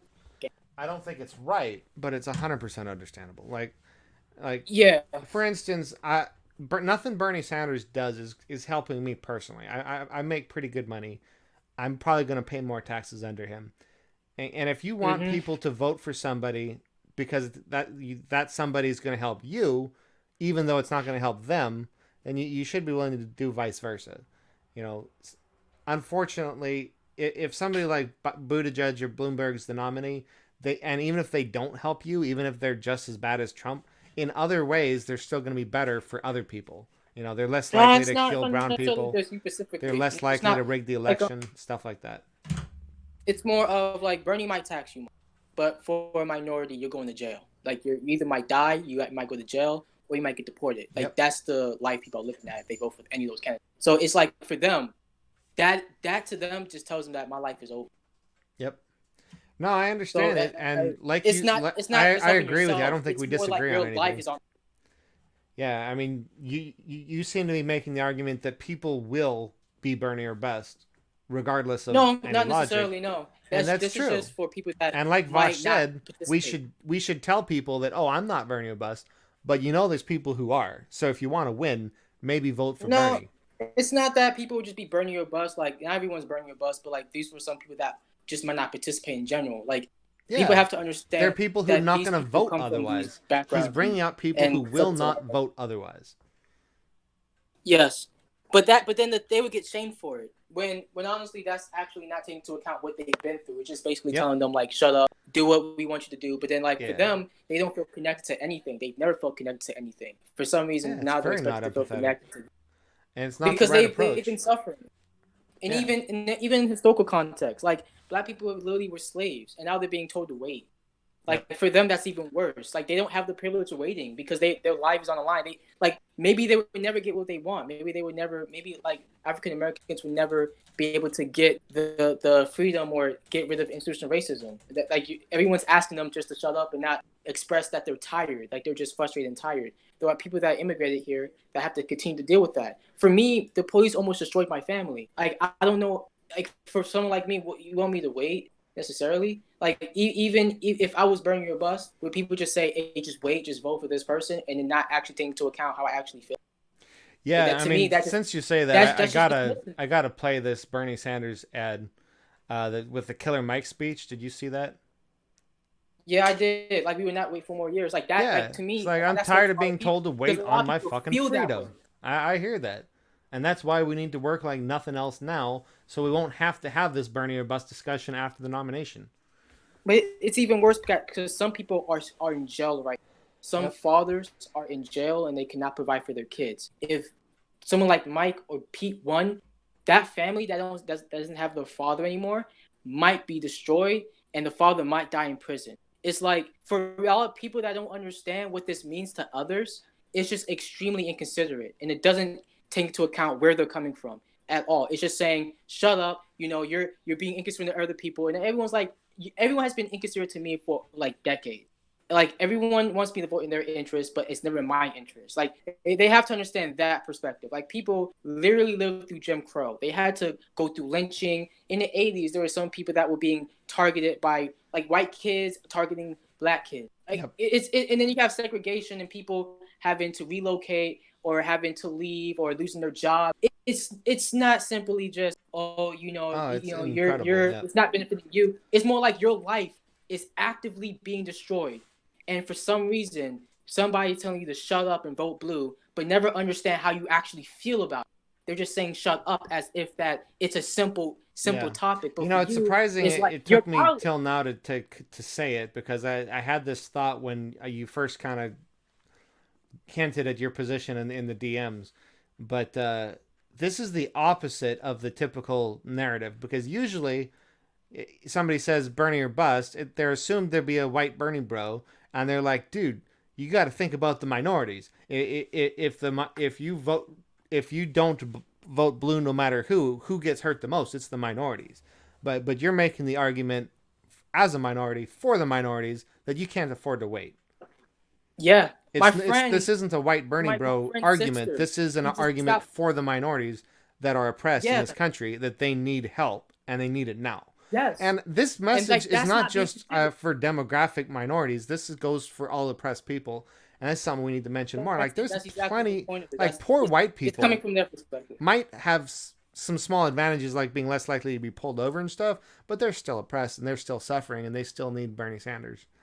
I mean, it's all of us. We need more class consciousness and to unite in our struggle against our common oppressors. That's what bothered me about what Bosch said, because he said it's like a boo-boo, purple bruise. Like I was very offended when he said that, because like people I know are going to die, and you just dismissed it like that. Like that offended me. That like I know I really saw a person that's close to me with their own eyes cry and break down because people were forced him to go to this college that put them in debt, and he got abandoned by all those people. And I looked at Bosch like, you have no idea what you just said. Like that, like I would appreciate if he just actually, like, because I did make a thread on Twitter, he never looked at it, and that's just kind of like, okay, I guess like what I'm saying doesn't matter, my voice doesn't matter, because like for a lot of minorities, you're actually telling them it's just a little boo-boo on your arm. It's not a boo-boo. This is their life.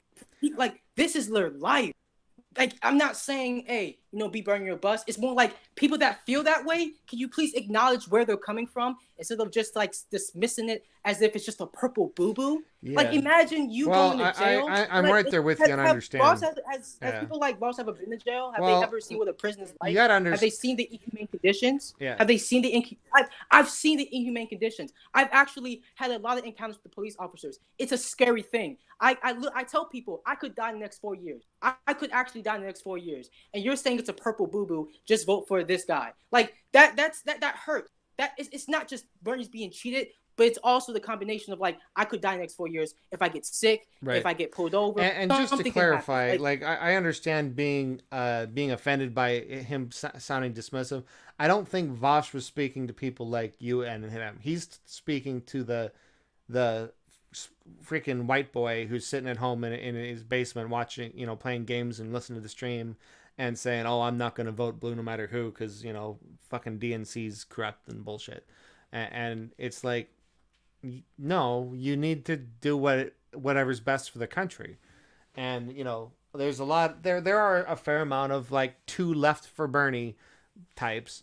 A lot of them white Bernie bros of some flavor or another. I know several on Facebook that are very black pilled, very anarchist, socialist. They're waiting for the revolution so they rise up. And it's like, dude, you're never going to have a revolution that ends in socialism if you don't get out and work for Bernie Sanders right now. If we can't win a primary election only 14% of the country is going to vote in, then how the fuck are you going to win a revolution, buddy? Like, Bernie is raising class consciousness. Most triggers for revolution are when an election results are overruled. So, for instance, if the DNC tries to coronate somebody other than Bernie after Bernie wins the most delegates, I'm not saying there's going to be revolution, but there's going to be some severe civil unrest. And if that's what you want as an anarchist socialist, then you should be voting for Bernie now, because that doesn't happen unless he wins the most votes.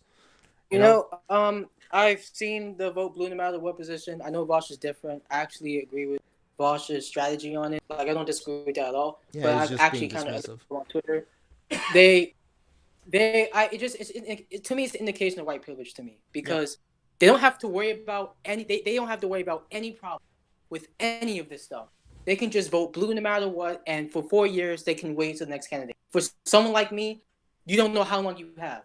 You have no idea how long you have. Like, my father, he just built a deck, and the police assumed he was a drug dealer. And they targeted him. Then they took my brother and told my brother, "Tell me right now, just admit that your father sells drugs so that we can arrest him." They tried, and he wanted him to lie so they could arrest my father.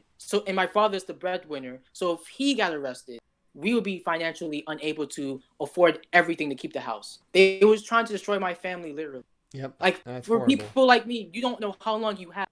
You don't know if you have 4 years or a year left, or if you have 2 years. That's the scary. So it's like, a lot of people that say vote blue no matter what, is for someone that might say Bernie or bust, is like, oh no, if I don't get Bernie, I'm out.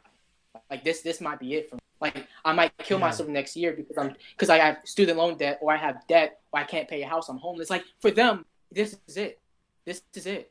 Like, that's what I'm mainly coming from. It's not that, Bernie doesn't win, screw it, I'm done, like, let the world burn. No, for you, you're getting burned. You yourself is getting burned. You yourself is dying. And you don't. No, I love this, because this is the opposite of the narrative people expect, because the whole vote blue no matter who argument is typically said to be to protect minorities, and that you're showing your white privilege if you don't do it. But this is the other side. We're done waiting here, and there's a lot of people who can't wait, and I love that. That's very true. Like, it's very dismissive when you don't really acknowledge that. Like, I just want that. Like, I would personally just like for Vosh to acknowledge that, for many people, they can't wait. But for a lot of you others, like, you guys are just being very petty. But, like, I just want that to be acknowledged for a lot of others, that they cannot wait. They just can't wait. It doesn't make sense for you to tell them, yeah, vote blue, we have the harm reduction. There is no harm reduction for them. They're going to die in prison. There is no 4 years left. They may have 1 more year left because they might get a disease in jail, or they might get killed in prison by somebody in prison. They don't have harm reduction. This is their life on the line. I just want that to be acknowledged, because for like people like me, we literally are being mass incarcerated. So we just don't have 4 years necessarily just to wait for the next candidate. And then even worse, like, we might not even have a next candidate that might even be like Bernie. So, like, I gotta. How long we're waiting? Like, Bernie or bust people versus vote blue no matter who. That's not as much of an issue right now, because hopefully Bernie's going to be the nominee anyway, and we're going to fight to make sure that happens. And at least we're talking among Bernie supporters, and I love every Bernie supporter, and I think we need more of them. So, I mean, that's fantastic. To I me, mean, a lot of the people come who to drive me me the always- crazy the most, that just infuriate me like nobody else, is the I'm too left to vote for Bernie types. Like, You mean fuck the you. You're not a communists that leftist if you're not say voting he's for not an Bernie. I'm ally? sorry. They say they're not. He's not an ally. Bernie's not an ally. He's not left enough. He's not a socialist. He's a social democrat. You know, I'm a socialist. I don't want to support capitalism. But why Blah, do blah, they blah, care blah, blah. about that? They should be. It's like They should be tankies. It's more like worried about extreme trying to improve anarchist the lives of others. socialists. It's there's a lot of these people, and I don't know that anybody knows really how many there are, but I've met plenty in my circle who think that by voting you're supporting a corrupt tool of the oligarchy to suppress us or something like that. See, this is hard. This is really hard because a lot of people that are oppressed will say, well, they don't think too much about it, but they'd be like, look, I'm just going to vote for this guy because I guess like he's just better than this guy. Lesser two evils. Like many people understand that. Many minorities may actually understand that. Some of them may not vote because they'll be like, there's no point. Life, everything's pointless. Like nothing's going to change. And when they mean by change, they really want change because they're suffering. They're tired of suffering. But for people that just want to see the word burn, I don't get that. Like my friend's mom, he told me that his mom came home frustrated because she came from Jamaica and she's just tired now of like working 7 to 3, I think, or 10 to or 9 to 5. She just comes home, she goes to sleep, she wakes up, she goes back to work. She's just stressed out now. She's like, I want to go back to Jamaica now. Like for many people like her, this right here is their life that's being wasted and drained slowly and slowly. Like I that's why for me, this Bernie or bust thing, I understand if some people to hold that position because they cannot wait anymore. They're like in the next 2 years, this could lead to suicide, or this could lead to depression, or this could lead to like drug use or drug abuse. I mean, just mainly drug abuse, like not necessarily drug, but just drug abuse. And no one understands that people can die from abuse. I don't know if people would act like, because Voss said he want to talk, but like this, I would like if this was to be talked about and addressed for many people that might be burning your bust. Because for them, this is it. This is it. This is like their last chance. Especially that when many people say we don't have long before the climate just becomes something that we cannot change. Right. I mean, that's why the stakes have wish never this been was- higher. We need This Bernie was Sanders never to win. discussed. We can't wait. None of us can. I wish this was actually discussed because for a rhetoric standpoint too, this might actually work for a lot of people that say, you know what, people that are vote blue no matter what are actually privileged people because they don't understand like what this means for them are actually by these other candidates and their policies and their positions in the status quo. Like if that was actually discussed, maybe they'd be like, you know what, maybe some people are burning your bus is because they literally their lifer if Bernie doesn't actually win the nation. It's crazy to me. It's crazy that I can see a lot of my friends, a lot of people that I know go to jail. A lot of people that I know develop cancer in jail. A lot of people I know that can't even get healthcare coverage and they die because they can't get coverage. And just to be told like, yeah, wait 4 more years. Just to be told like, oh, you can't go to college because it's too expensive. And the thing is, my friend's little sister, when she grows up and nothing changes, she can't go to college. She can't go to college. Yep. Because college would be too expensive. It's already expensive. My friend, his mom is pregnant at the same time. So for him, he's like, I want to work so I can help my parents with the pregnancy. But he's trying to go to school. It's like I wish this was understood for many people that are just extremely frustrated. For them, the system is broken. It's actually broken, and it allows for stress and it allows for like misery. And many people don't have 4 more years of mishandle.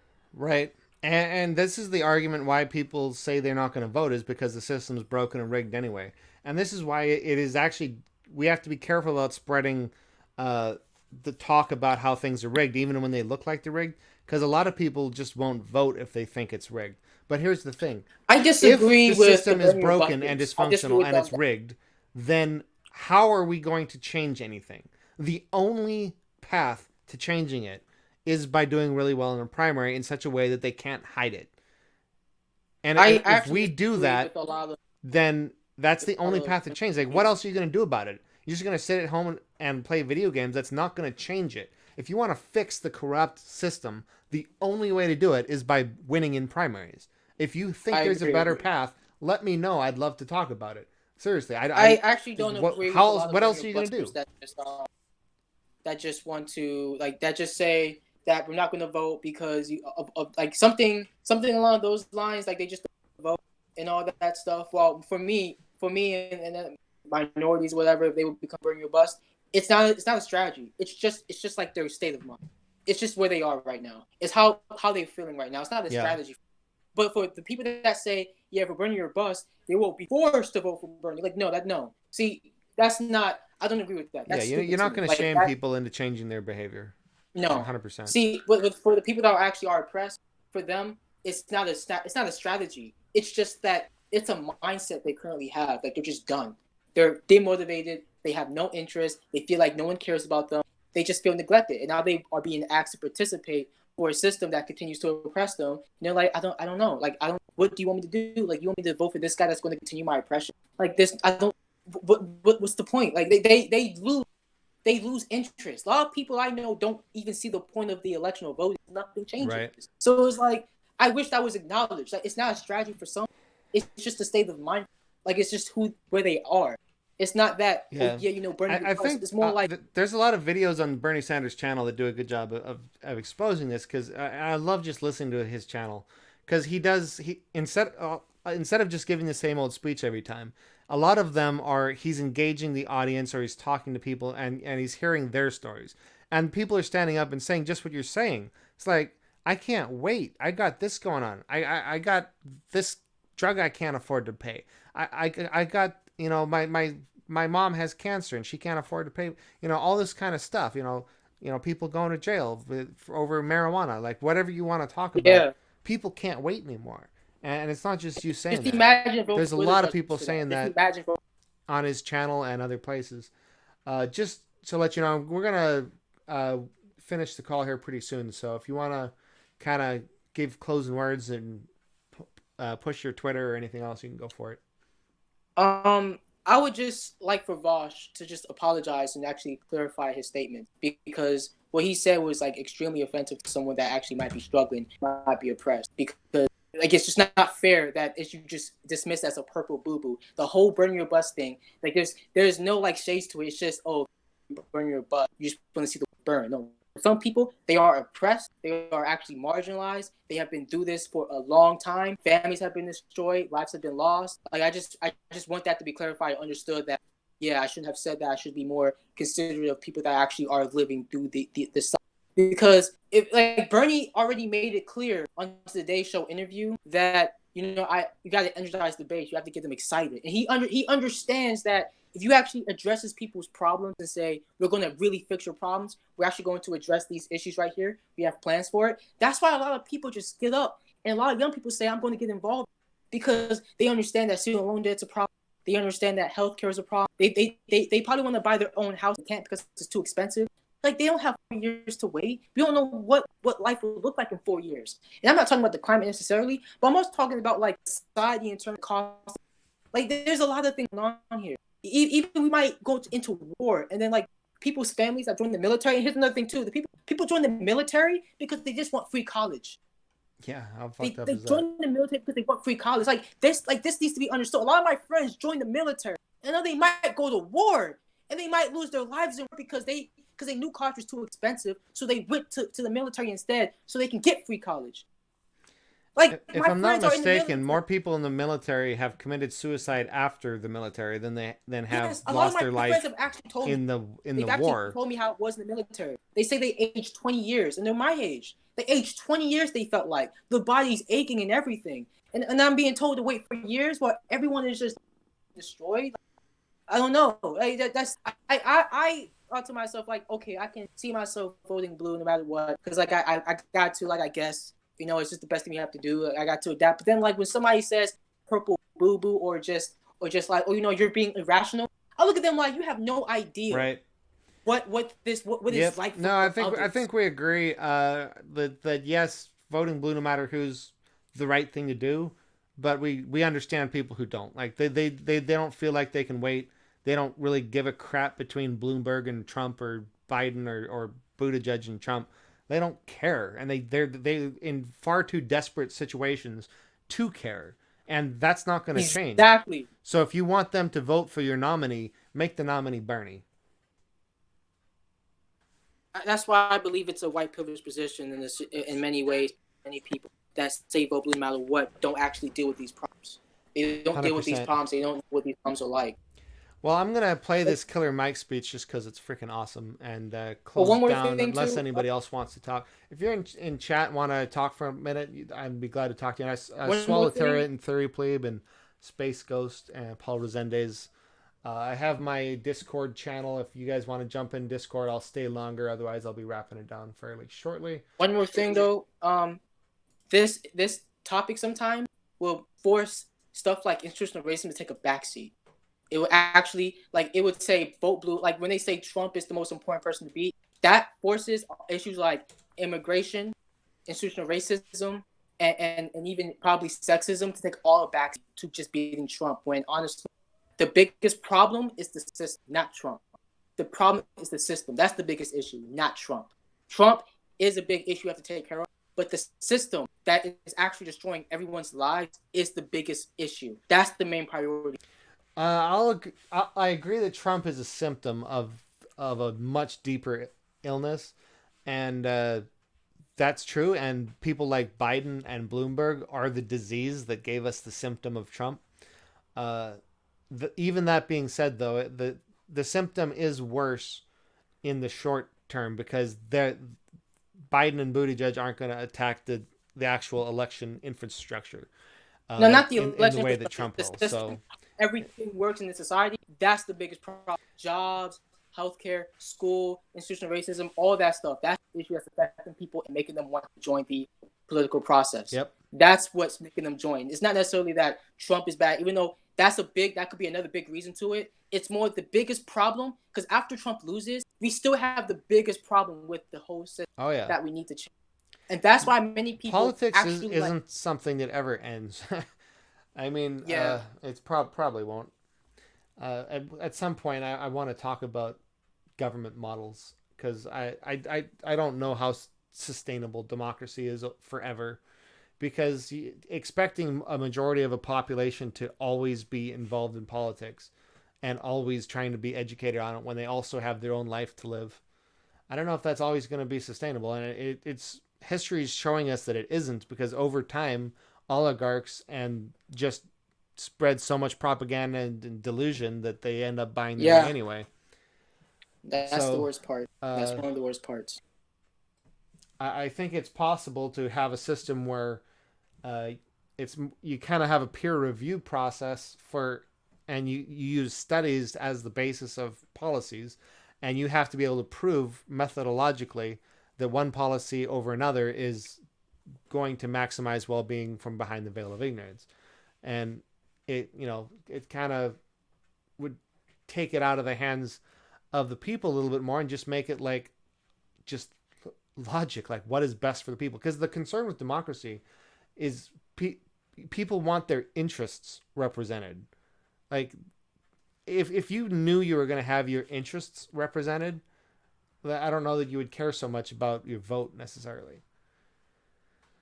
But anyway, I'll have to have somebody from with a political philosophy major on sometime to talk about it because I think it's an interesting discussion. But that's I have a question. Would you like use the rhetoric that many people can't wait as part of the rhetoric why you should vote for Bernie? Would you use that as an argument? Yeah, absolutely. I mean, whether it's Bernie or bust, you vote blue no matter who. The fact that there's so many people that desperately need him to win specifically is a powerful argument for that. And especially these libs that are all, so into identity politics and they're always talking about, helping out minorities. It's like, dude, Bernie has the most diverse coalition because he's the one best looking out for their interests. There's people who are going to live or die based on whether he's the nominee and nobody else. Nobody else has his integrity. I know that you vote blue no matter what, but if somebody were to say, like CNN were to say, Bernie or busters, or like the dangerous people, would you argue and say, like, can't wait? Like, some people are bust because their life depends on it right now. Like, would you make that rhetoric too, just to say that, well, you understand that you're actually excluding and ignoring a lot of minorities that are actually oppressed right now? That's why the public. because that rhetoric could also be useful trying to like at least optically present the whole situation as these people are more privileged and they're ignoring a lot of people that are oppressed and suffering in the system. Over the last 10 they, minutes, you started to be breaking up more, getting a little bit more robot-y, and you're cutting in and out a little bit. I'm pretty sure we agree at this point. We've covered all the ground. But I think I agree with that. I a little bit of it cut out. You want to try to reframe it shorter one last time? The question. That whole position there. Yeah, you're asking me a question, and I just wanted to understand. Would you, if CNN were to say Bernie or bust is like the worst position, they don't care about the election, would you respond to them saying many minorities are Bernie or bust because their life depends on it right now and they might in the next 4 years? Yes. Someone like Bloomberg, who Absolutely. actually would enforce stop and frisk, or people to judge who will probably arrest them for marijuana, and they might die in prison. That is exactly how I would respond. I would just preface it by saying, "Hey, I'm not Bernie or bust because I'm going to vote blue no matter who." But and then you go into that. You go into, but there's people who can't wait. There's oppressed minorities who can't wait. They can be in jail because of they smoked a freaking joint, and they can lose their house, and their whole family can lose everything. And then their brothers and sisters can be forced into the drug trade because they have no other freaking options. This can't wait. Bernie Sanders is going to legalize marijuana nationwide on his first day of office. I think that's probably we need Bernie Sanders. He has the integrity that we know he's going to do what he says he's going to do, and that's why we need Bernie freaking Sanders. So I think that's the best response. It's not just a good response. I think it's the best. I think it's the best response too, because if they're saying Bernie or bust, Bernie could just say many minorities can't wait no more. They might die, and we're just saying, hey, screw how you feel about it. Vote for our candidate. Vote for their interest, not your interest, and that will actually reinforce that Bernie's for you guys, and that they're making it about them. And I don't want to make it. I don't think we should make it all about minorities either. It depends on who you're talking to. I know. Now, if you're talking to the liberals that are all identity politics, then that has a lot of play. But that's true for anybody. There's poor white people that are going to smoke a joint and end up in jail and lose their house and all that shit. It's the same thing. Sexism. You can include like the institutional sexism that might exist in our society as well, and that could be also used as a response because people can't wait anymore. 100%. I think it's a very powerful response because it takes away what they're about to say. They're about to say, "Oh, you got to vote blue no matter who because minorities are going to be worse off under Trump," and your response is like taking that away from them, and it's like, no, it's going to be just as bad.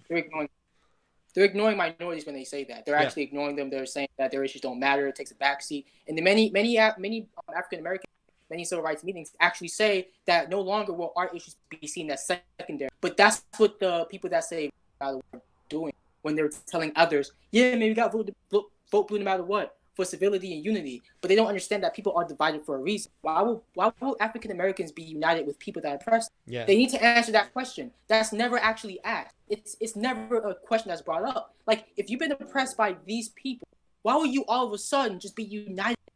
Like, they need to actually answer those questions. They need to answer the cause of the divide of just saying unity. Because then you're telling the minorities to shut up. Like, tell them, don't care about what happened to you or your family or why you're in the situation you're in. Just vote for my interest so I can continue to oppress you. Absolutely. Well, thanks, Hal, for coming on. I'm gonna wind it down here, and I appreciate you coming on. It's been 2 hours now, so I'm just gonna insert myself. You can follow me on my Twitter at @hi_define, or you can also follow me on my Instagram @hi_define. And if you enjoyed the conversation with Re-Vera, you can even talk to me in my DM, those social media platforms, or just send out. Awesome. Thanks. Have a great afternoon, Halfer. You too. Alrighty. So just to kind of reframe this and conclude, I think what we've both agreed on, and I think what's just demonstrably the correct position, we need to all be doing everything we can to make Bernie Sanders the nominee.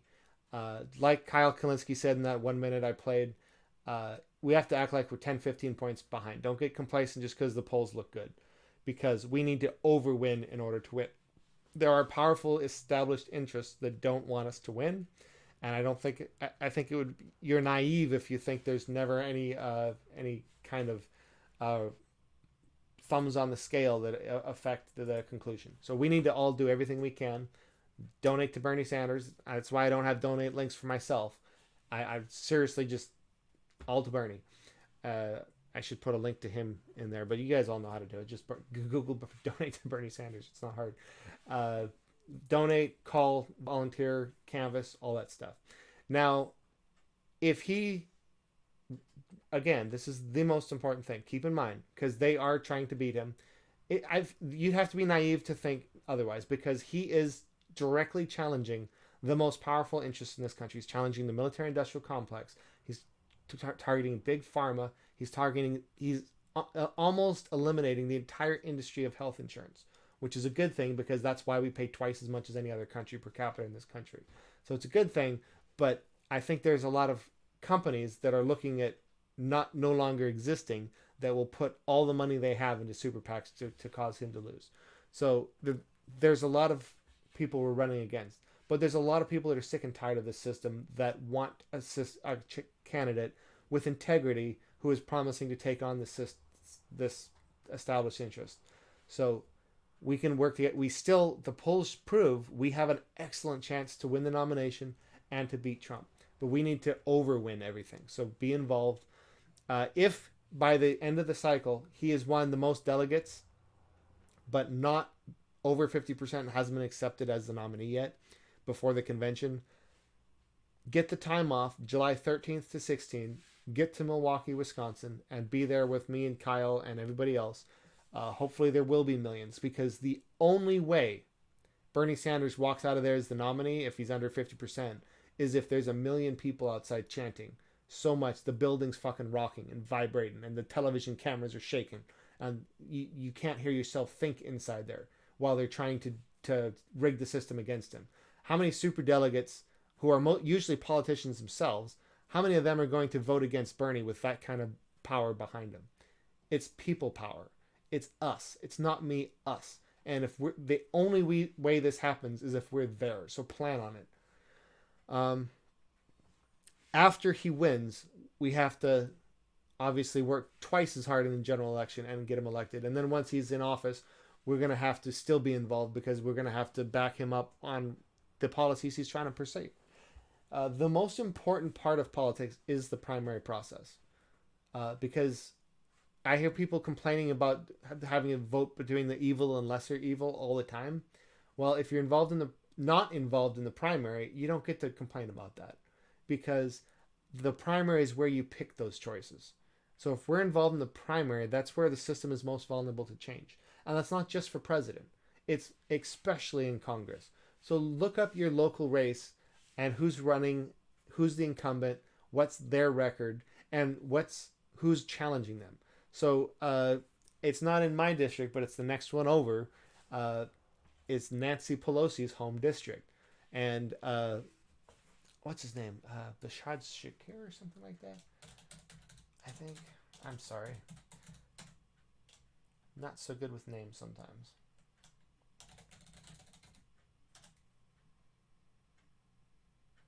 Buttar. Yeah, well, Shahid Buttar. Okay, I was pretty close. Yeah, that's a progressive who's challenging Pelosi, and that needs to be supported in the primary. You might have a Shahid Buttar in your area. You should support him or her in their primary.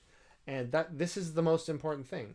Even if they don't win, even if they don't come close, if their top primary opponent was like 3% of the vote the last time, but this time they're 15% of the vote, they're going to notice. They're going to stick up, and they're going to, especially when Bernie's putting pressure on them and threatening to rally in their district for their primary opponent, all of a sudden they're going to have to listen to him.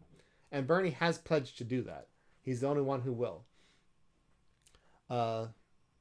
So yeah, if somebody's Bernie or bust, right now I'm not going to really argue the point too much, because what matters is we need to be voting for Bernie.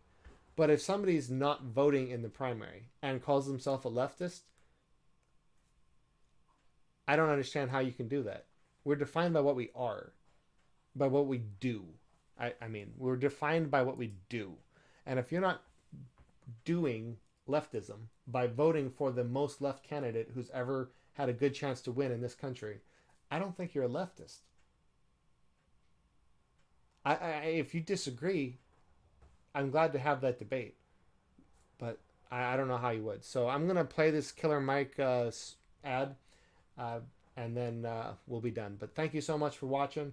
I have my stuff in comments. I love these conversations. Halfer isn't famous. He doesn't have a platform. I just like talking to people. So if you have something you'd like to talk about, especially that you disagree on, let me know. Whether it's politics, religion, logic, philosophy, I have a whole list of stuff in the description. Love having these conversations, and thanks for coming by. I just want to say one of my favorite writers growing up was a man named James Baldwin. And I remember Baldwin saying, you ask my father to wait, my brother to wait, my uncle to wait, how long must I wait on freedom? How long must I wait on rights and equality and liberty?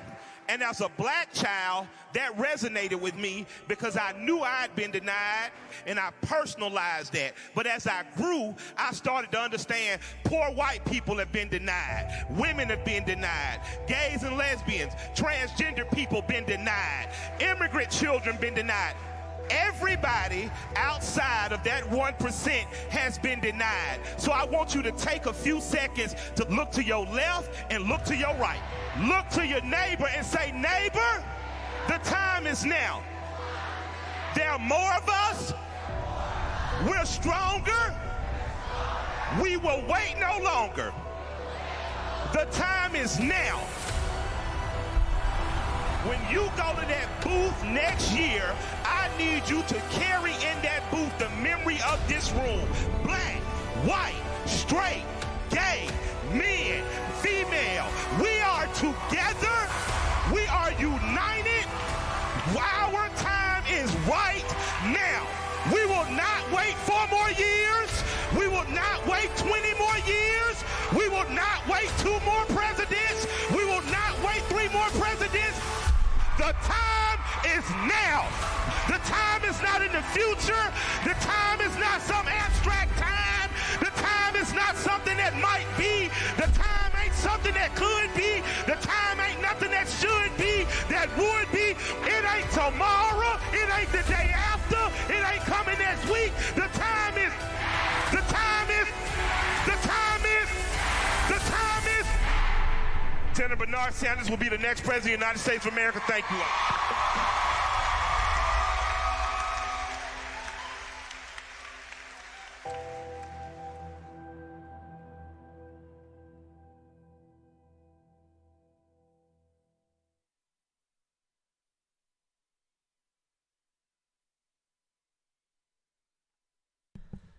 God damn, that's powerful.